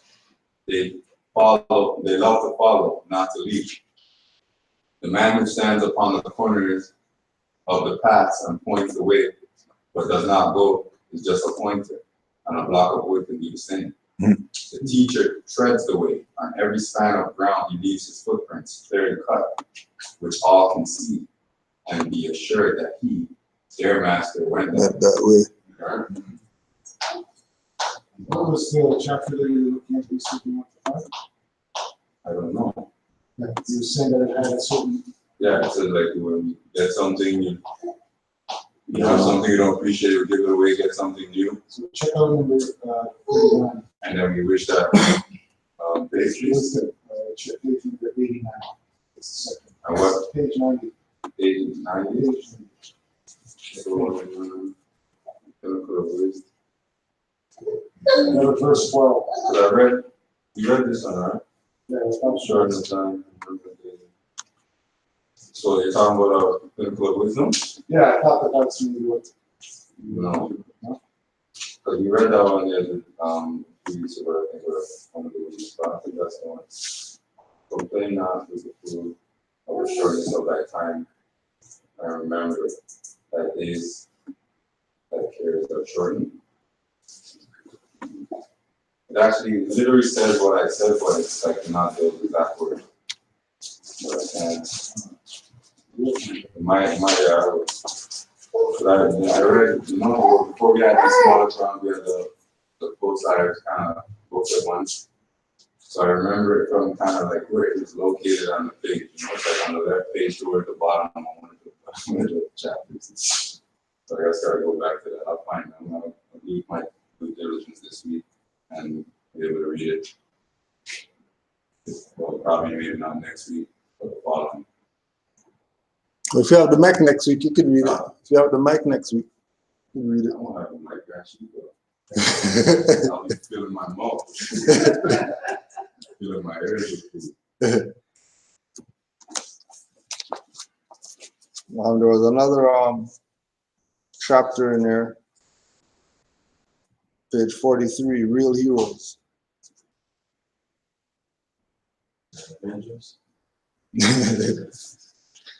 In former days, my friends and I wanted to become heroes who could shatter misfortune and level calamity. We did not know what it takes to become a hero, so we tried to imitate the knights of old. I cannot help smiling when I think of our youthful dreams.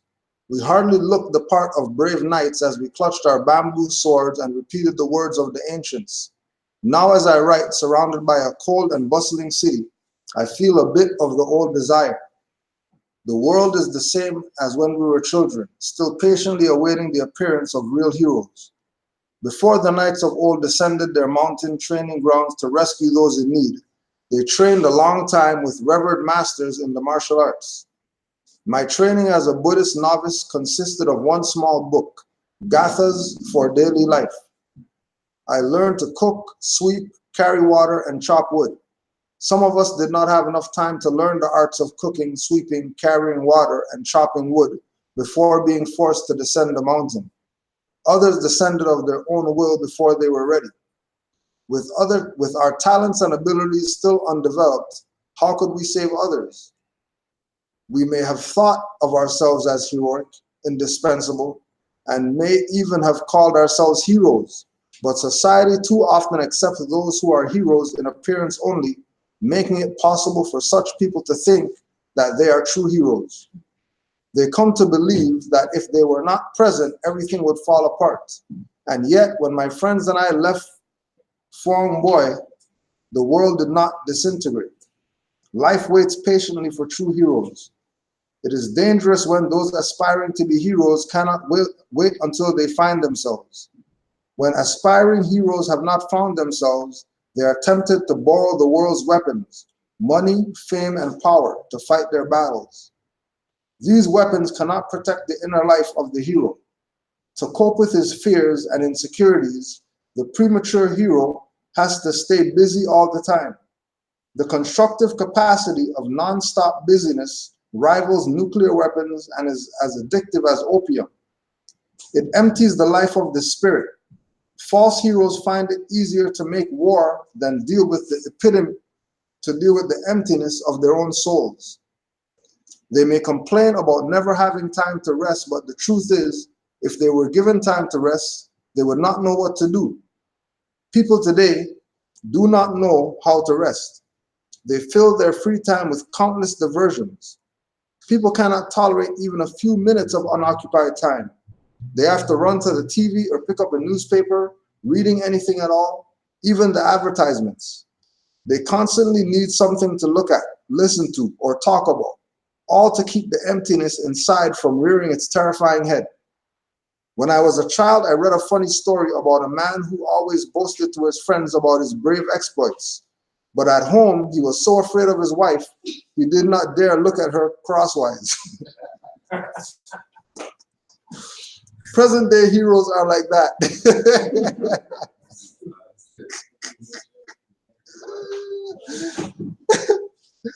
They think they are real heroes because they are so busy. But if you would see their inner lives, we would see desolation. Present-day heroes descend the mountain intending to transform life, but are instead overcome by life. Without fierce resolve and a mature spiritual life, private demons cannot be controlled. Gathas for Daily Life was a warrior's manual on strategy. Gathas, Gathas for Daily Life, was a warrior's manual on strategy. As novices, we were handed it when we entered the monastery and instructed to keep it close at all times, even to use it as a pillow at night. The verses in it taught us how to stay present with our own minds in order to observe ourselves throughout the ordinary actions of daily life, eating, drinking, walking, standing, lying down, and working. It was as difficult as trying to find a stray water buffalo by following its zigzagging tracks. It is not easy to follow the path of return to your own mind. The mind is like a monkey swinging from branch to branch. It is not easy to catch a monkey. You have to be quick and smart, able to guess which branch the monkey will swing to next. It would be easy to shoot it, but the object here is not to kill, threaten, or coerce the monkey. The object is to know where it will go next in order to be with it. That thin book of daily verses provided us with strategies. The verses were simple, yet remarkably effective. They taught us how to observe and master all the actions of body, speech, and mind. For instance, when we washed our hands, we said to ourselves, "Washing my hands in clear water. I pray that all people have pure hands to receive and care for the truth." The use of such gathas encouraged clarity and mindfulness, making even the most ordinary tasks sacred. Going to the bathroom, taking out the garbage, and chopping wood become acts infused with poetry and art. Even if you have the perseverance to sit for 9 years facing a wall, sitting is only one part of Zen. While cooking, washing dishes, sweeping, carrying water, or chopping wood, you dwell deeply in the present moment. We don't cook in order to have food to eat. We don't wash dishes to have clean dishes. We cook to cook. We wash dishes to wash dishes. The purpose is not to get the chores out of the way in order to do something more meaningful. Washing the dishes and cooking are themselves the path to Buddhahood. Buddhahood does not come from long hours of sitting. The practice of Zen is to eat, breathe, cook, carry water, and scrub the toilet, to infuse every act of body, speech, and mind with mindfulness, to illuminate every leaf and pebble, every heap of garbage, every path that leads to our mind's return home. Only a person who has grasped the art of cooking, washing dishes, sweeping, and chopping wood, someone who is able to laugh at the world's weapons of money, fame, and power, can hope to descend the mountain as a hero. A hero like that will traverse the waves of success and failure without rising or sinking. In fact, few people will recognize him as a hero at all. Islam. That goes back to what you were saying a while ago about the distractions, right? There are so many distractions, and what we need to do in order to find our true selves or to connect with our true selves is to be quiet. You know, they don't have to be watching TV and reading newspapers and all that stuff is going to be there. And there's always going to be wars and violence and all this stuff, but we don't. They keep throwing stuff at us to keep us from going with it. You know, they really do. So, and you know, that's basically how you find your true self. You know, is by going within. And no, you don't have to do the austerities. I think you mentioned Shakyamuni when we were talking about the prince. Yeah. So we consider him a historical Buddha. Yeah. And you know, so it's not about sitting like Pujo was saying in front of a wall or doing anything that's difficult to do. It's basically about the middle way. So it's not about trying to starve yourself or all this other stuff, you know? You have to find it inside, and you can't find it outside. And the thing about the hero thing, that put me in mind of Gandhi. I mean, the whole world thinks he's a big hero, and the man was a racist and a pedophile. You know, the first thing he did when he went to South Africa, he established his newspaper, the Indian Express, and he begged the government. They wouldn't give the Indians arms. He wanted arms so that they could go out and fight against the native South Africans, the indigenous people. But he's a hero to most of the world. Everybody wants to quote him, and Martin Luther King and all these other people, you know, and nonviolence. Pardon? Mother Teresa. She's another one. You know what I mean? But we don't know who these people are. We just figure there's a big uproar and everybody's jumping on the bandwagon. So therefore, they must really be heroes. You know. Are they pointers? You call them pointers? I don't know. But I mean, like in terms of people who like that really farmer code is people that you know the stocks. Right. Are they then pointers? You mean Or as I say or not as I do? I don't know. some point. No, it did actually. It's just that like what Mother Mocha was saying is the society or the media, if you will, that's gave us the cook soup or the cook stew of what it is. And we're like, oh, it looks good, it tastes good, right? But behind the real story, you don't know how we derive it. That's all ingredients. People just hear the quotes of his words and oh, so amazing, it's so enlightening. That's how we base our character out there. That's how we And I was watching, a video on, I don't know if you guys know Dapper Dan. Dr. Don, I had something. He's big in his fashion. Yeah. He's been making Gucci stuff and before Gucci blew up. So now Gucci took him on to design whatever, right? From Europe, right? Yeah. And he used to design suits and clothing for all the gangsters. And, yeah, so now he's up there now. And he was talking about when he was growing up, how things were different because he grew up in the 60s and late 50s. I think he was born 50 or whatever. And he's like, now, the generation after him and the newer ones, we see Martin Luther and Malcolm X as heroes. But during his time, they didn't look at that. No, he said how. Oh yeah, when he was talking about the because of the NOI being big or whatever. Yeah, how it was big, it was different. Because And they looked at Malcolm as a traitor in the 60s and shit. Well, MLK was looked at as a cool, Yeah. right? The only one from what he was saying that people kind of gravitated towards was Malcolm X, because of how huge the NOI was. He was able to come into the clean up, shut it down. Yeah. But they weren't seen as how we see them as heroes until after. And we see them now because as heroes or powerful people and this and that because of the narrative we've been fed. But during this time, that's not how it is. So that ties into like none. Remind me of what I. People that grew up that time knew about his ways, but Yeah. Remind me of what we just read too in the chapter. In verse 10, it says, Allah and all master men judge men by what they are and not by what they seem to be. what was there is not Not by their reputation or their thing. that it works. But so many people are not master men. They just go along with the crowd. Yeah. They don't try to figure anything out, you know? Preachers. And they're afraid to, so they don't want to rock the boat, I think, a lot of times, you know?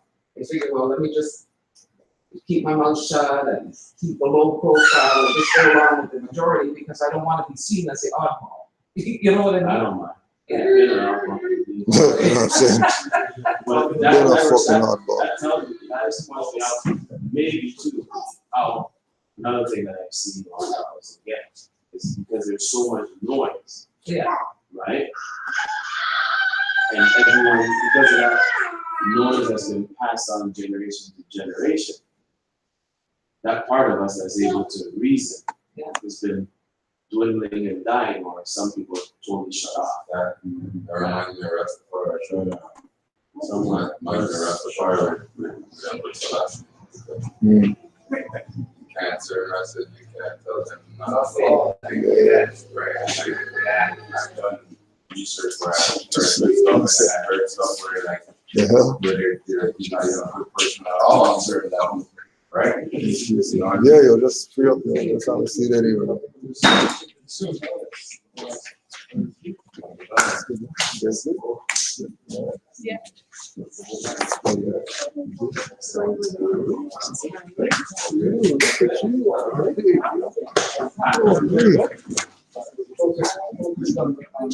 Listen, yeah, yo, hey, yo, better make the devil.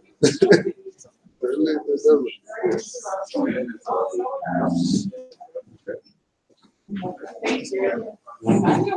Oh, boy.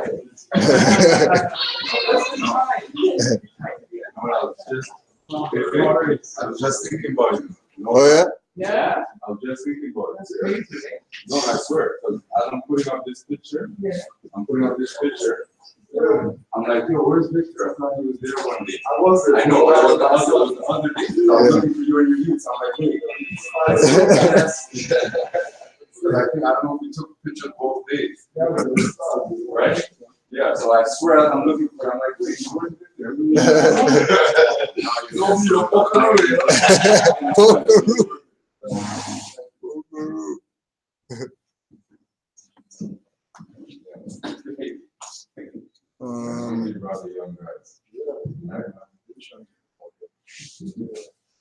Realizing ultimate reality. Page 88. We come to the practice of meditation seeking relief from our suffering, and meditation can teach us how to transform our suffering to obtain basic relief. But the deepest kind of relief is the realization of nirvana. There are two dimensions to life, and we should be able to touch both. One is like a wave, and we call it the historical dimension. The other is like the water, and we call it the ultimate dimension, or nirvana. We usually touch just the wave, but when we discover how to touch the water, we receive the highest fruit that meditation can offer. In the historical dimension, we have birth certificates and death certificates. The day your mother passes away, you suffer. If someone sits close to you and shows her concern, you feel some relief. If you have her friendship, her support, her warm hand to hold, This is the world of waves. It is characterized by birth and death, ups and downs, being and non-being. A wave has its beginning and an end, but we cannot ascribe these characters to water. In the world of water, there is no birth or death, no being or non-being, no beginning or end. When we touch the water, we touch reality in its ultimate dimension and are liberated from all of those concepts. The 2nd century philosopher Nagarjuna asked, before something was born, did it exist or not? Before the egg was born of a chicken, was it existent or non-existent? If it were already there, how could it have been born? Since a baby is also already present in the womb of her mother, how can we say she is not yet born? Nagarjuna says that something already present is not yet born. Nagarjuna says that something already present cannot be born. To be born means from nothing, you become something. From no one, you become someone. But nothing can be born from nothing. A flower is born from soil, minerals, seeds, sunshine, rain, and many other things. Meditation reveals to us the no birth of all things. Life is a continuation. Instead of singing happy birthday, we can sing happy continuation. Even the day of your mother's death is a day of continuation. She continues in many other forms. One day, as I was about to step on a dry leaf, I saw that the leaf in the ultimate dimension. I saw that it was not really dead, but it was merging with the moist soil and preparing to appear on the tree and following spring in another form. I smiled at the leaf and said, "You are pretending." Everything is pretending to be born and pretending to die, including the leaf I almost stepped on. The Buddha said, when conditions are sufficient, the body reveals itself, and we say the body is. When conditions are not sufficient, the body cannot be perceived by us, and we say the body is not. The day of our so-called death is a day of our continuation in many other forms. If you know how to touch your mother in the ultimate dimension, she will always be there with you. If you touch your hand, your face, or your hair and look very deeply, you can see that she is there with you, smiling. This is a deep practice, and it is also the deepest kind of relief. Nirvana means extinction, the extinction of all notions and concepts, including the concepts of birth, death, being, non-being, coming and going. Nirvana is the ultimate dimension of life, a state of coolness, peace, and joy. It is not a state to be attained after you die. You can touch Nirvana right now by breathing, walking, and drinking your tea in mindfulness. You have been nirvanized since the very beginning. Everything and everyone is dwelling in nirvana. Nikos Konstantzakis, Nikos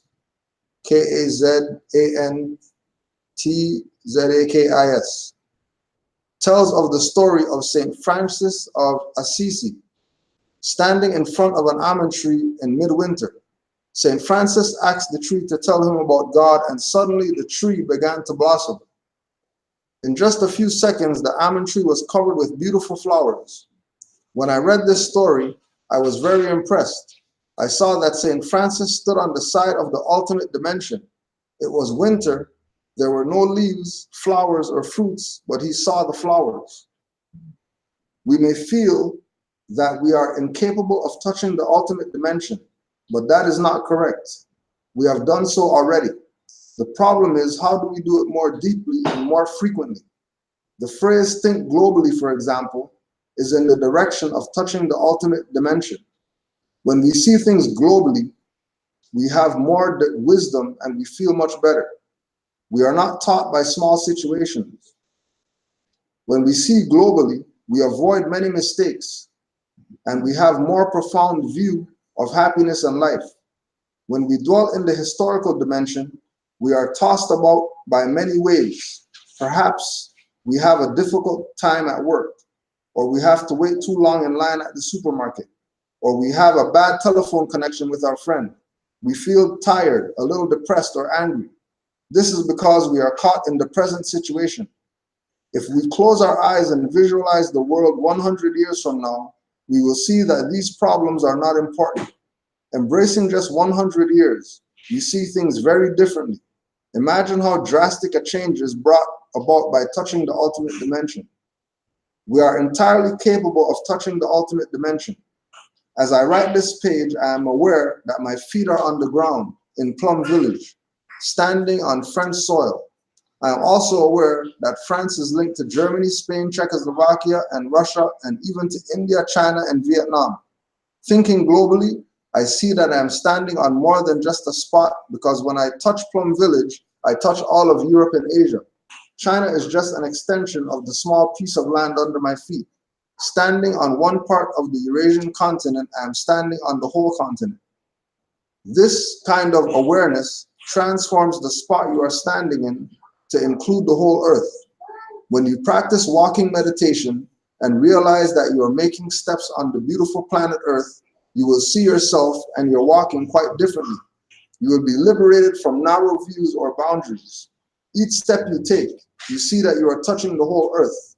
When you touch with that awareness, you liberate yourself from many afflictions and wrong views. When you touch one thing with deep awareness, you touch everything. The same is true of time. When you touch the moment with deep awareness, you touch all moments. If you live one moment deeply, that moment contains all the past and all the future in it. The one contains the all. Touching the present moment does not mean getting rid of the past or the future. As you touch the present moment, you realize that the present is made of the past and is creating the future. Touching the present, you touch the past and the future at the same time. You touch globally the infinity of time, the ultimate dimension of reality. When you drink a cup of tea very deeply, you touch the present moment and you touch the whole of time. It is what St. Francis did when he touched the almond tree so profoundly that he could see it flowering even in the middle of winter. He transcended time. Meditation is to live each moment of life deeply. Through meditation, we see that waves are made only of water, and that historical and ultimate dimensions are one. Even while living in the world of waves, we touch the water, knowing that a wave is nothing but water. We suffer if we touch only the waves. But if we learn how to stay in touch with the water, we feel a great relief. Touching nirvana frees us from many worries. Things that upset us in the past are not that important, even one day later. Imagine when we are able to touch infinite time and space. We come to the practice seeking relief in the historical dimension. We calm our body and mind and establish our stillness, our freshness, and our solidity. We practice loving kindness, concentration, and transforming our anger, and we feel some relief. But when we touch the ultimate dimension of reality, we get to the deepest kind of relief. Each of us has the capacity to touch nirvana and to be free from birth and death, one and many, coming and going.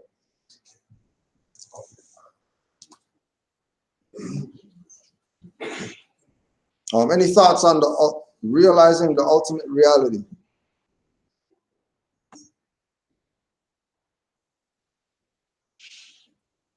No. It's a lot more. That's long indeed. Brings about a state of tranquility. Mm-hmm.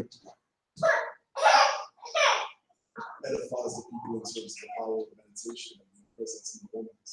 So people live in the past. Mm-hmm. Obviously, that's a clear around the past, present, and future. And if you live in the past, you're always in a state of depression. Right. If you live in the future, you're always in a state of anxiety. But if you presence from the space of peace. Right. And like that quote allows you said, I'm just reading in my head all the time. Yeah. And to enjoy being connected to both. Yeah. Yeah. I think it was timely for me because I know my mom passed away. I felt like I was the only one that actually had a relationship where it would impact moving forward with God. It's like hearing you speak and hearing the story. It's like you can see them in their hair and their face and just figure out. I feel like, oh. Like, for me, you come to this class, Yeah. that was like flying home. Yeah. That was mom. That was mom right there. Yeah, it was very secret. That was mom right there. You were speaking about, I should start recording that part. I know. No, it's recorded, I'm sure. Yeah.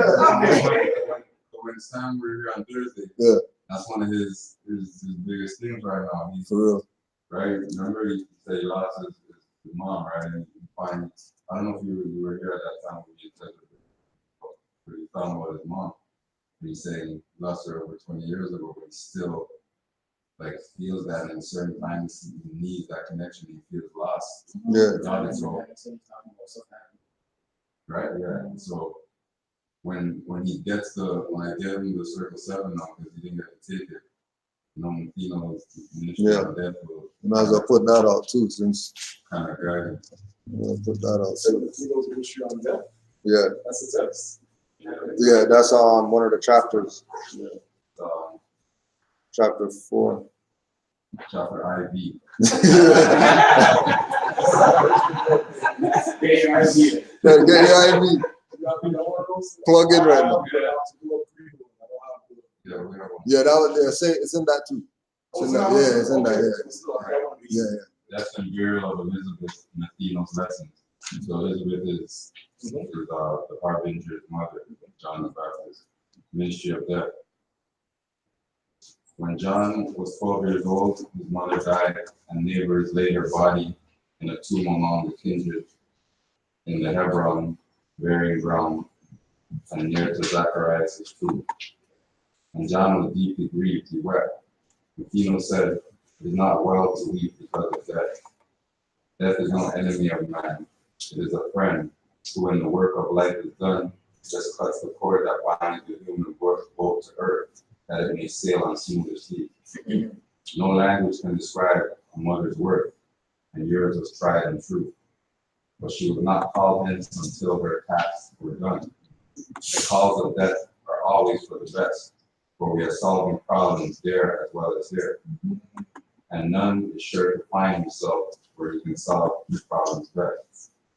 It is but selfishness that makes one wish to call again to earth departed souls.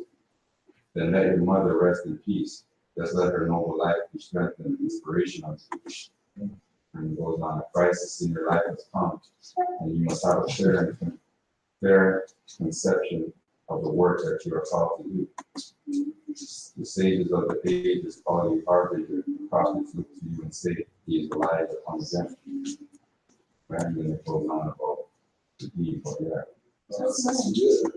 Good. Yeah, good thanks. Thank you very much. What you got from my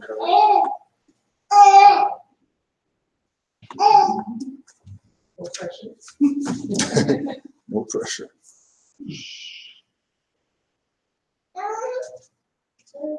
I gathered that it's okay to like keep memories of people who have fallen or transition, but it's also nice to let them go because then you can work in other. Wow. Mm-hmm. Islam. Islam. You summed it up in a nutshell. Yeah. In a nutshell. From the mouth of babes. Yeah. I got chills. You gave me the heebie-jeebies right now.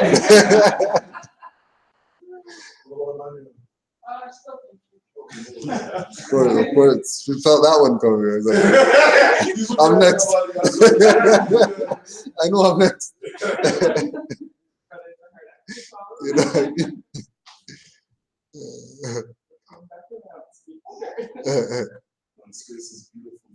Yeah, give thanks, yo. Give thanks.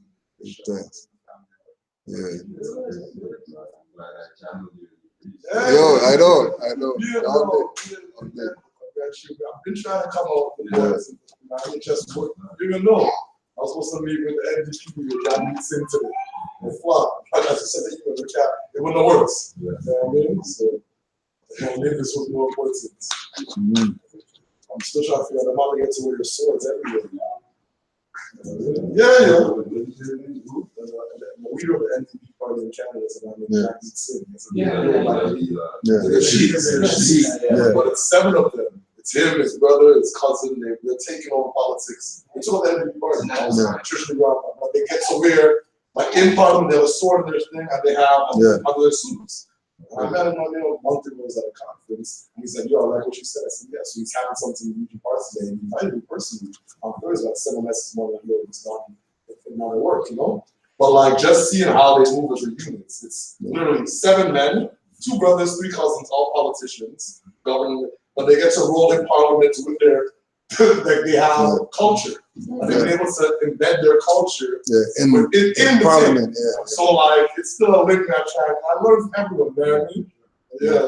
This was way more important. And my wiz was like, you know, if my wiz decided to go, she's like, no, let's go see the guy. So I was like, wonderful. We're two as a family. Straight. That's what's up. So you would say that people are carrying their culture, they're still practicing their culture. Yeah. Because they're not doing it from perspective of some personal ego or whatever. You know what I mean? That's their stuff. Like in India, Pakistan, whatever, they walk around with their stuff. Like, how are you gonna say I can't now? You know? And then also remember too that they also had the fight with the whole helmet with the bike stuff and all that. Yeah, because they didn't wanna, they wanted them to take off their turban and wear a helmet when they ride. Because they have a Sikh biker club. They have a Sikh Hell's Angels. They go hard. They go hard, yeah. I think that was like next year. I think that was like 60s, 70s or something. 70s, 80s. Of nation building. Yeah. I always watch it. I see every year. I see the nation get the Moorish nation getting bigger. Every year I see the picture, and it's like slowly the picture is getting wider. And that model, it's like other communities know that, but it's like we're getting back to that. Yeah. You know what I'm saying? Because the way they do it, it's just interesting, and we know we get it. Yeah. We just have to like relearn it. Relearn our stuff. Yeah. It's funny, like, you know, sometimes I go around some of my friends and everything, and they're still unconscious, and I'm still like trying to give them knowledge and information, but for the different reason I'm hearing it. So, you know, I come around, I'm expecting for them to have some witty remark, and so I'm trying to, you know, make sure I'm prepared to say the right things so that it speaks to them. And when I can remember, I think my mom was one, but she goes, "Oh, what are you, a Taliban now?" So I'm like, boom!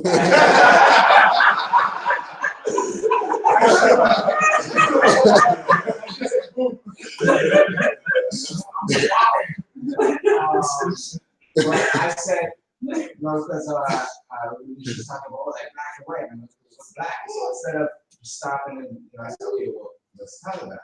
So then I went to the etymology and I looked up Taliban, and so Taliban is the plural of Talib, and Talib is There you go. I am Talib.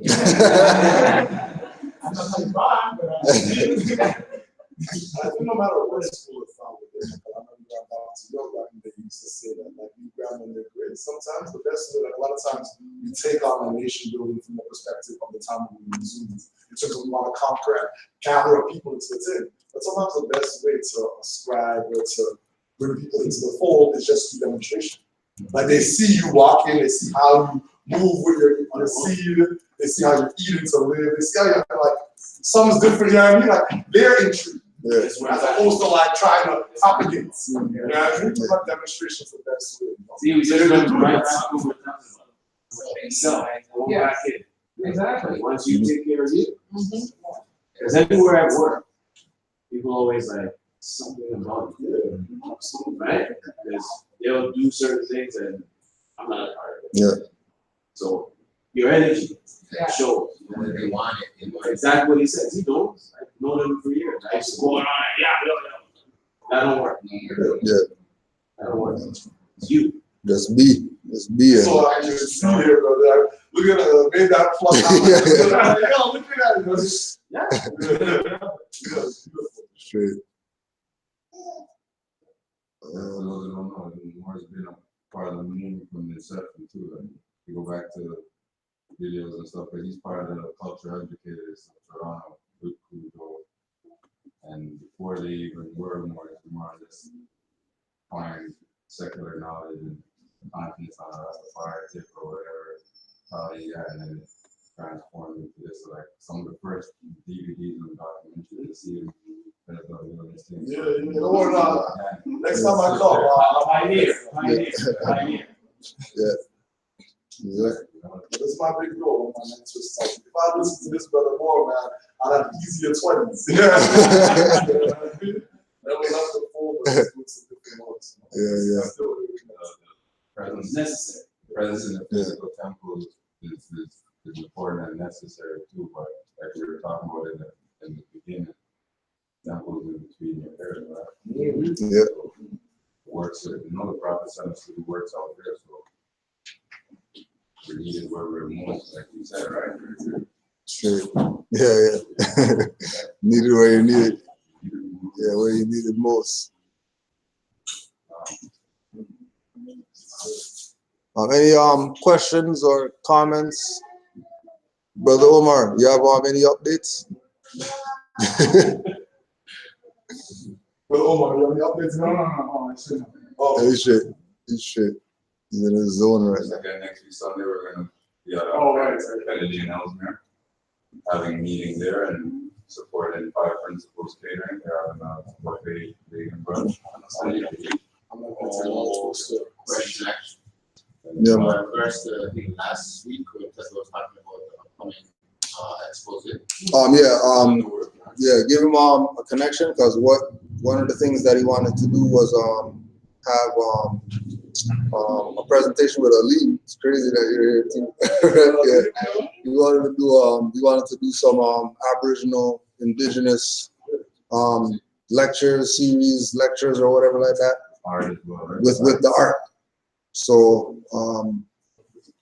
I think we're looking at a few weeks at least before that, but Brother Tesba would he'll be the one to My question talk to was about also that. in regards to the venue, like the size of the venue, because I was gonna say, depending on the size of the venue, we all have friends and all have places who are physically and artistic, they're visual arts. So I think like talking about how we can't really just try to give people information to bring them, to wake them up. We have to lead by example. But the people who are visual artists, like just by inviting them to the event, Right. that would be more likely for them to come as a visual artist. Right. Yeah. So they can just tell all the places that are specifically that speaks to their heart. Yeah. Right.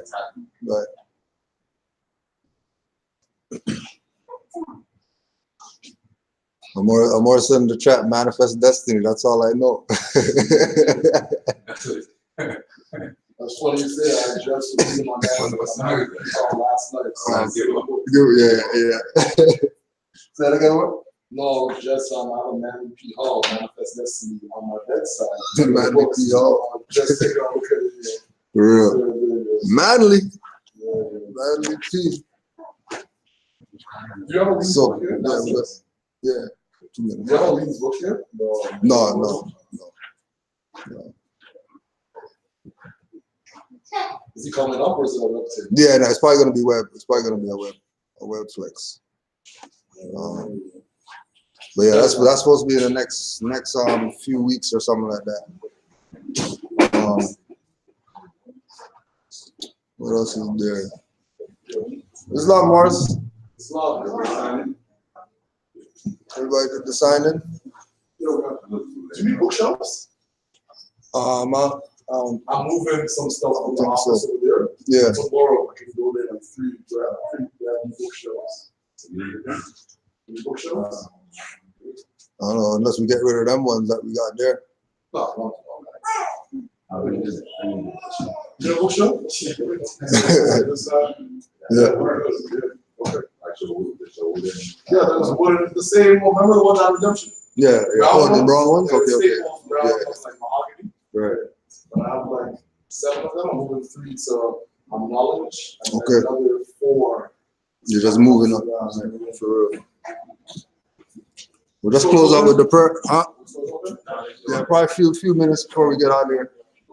We'll just close out. Islam talking once. I see that name on Alicia. The sun, you get some sun and stuff. Islam boys, Father on the left, on the right. Allah, Father of the universe. Father of love. Truth. Peace. Freedom. And justice. Allah is my protector. My guide. And my salvation. By night. And by day. Through his holy prophet. Islam.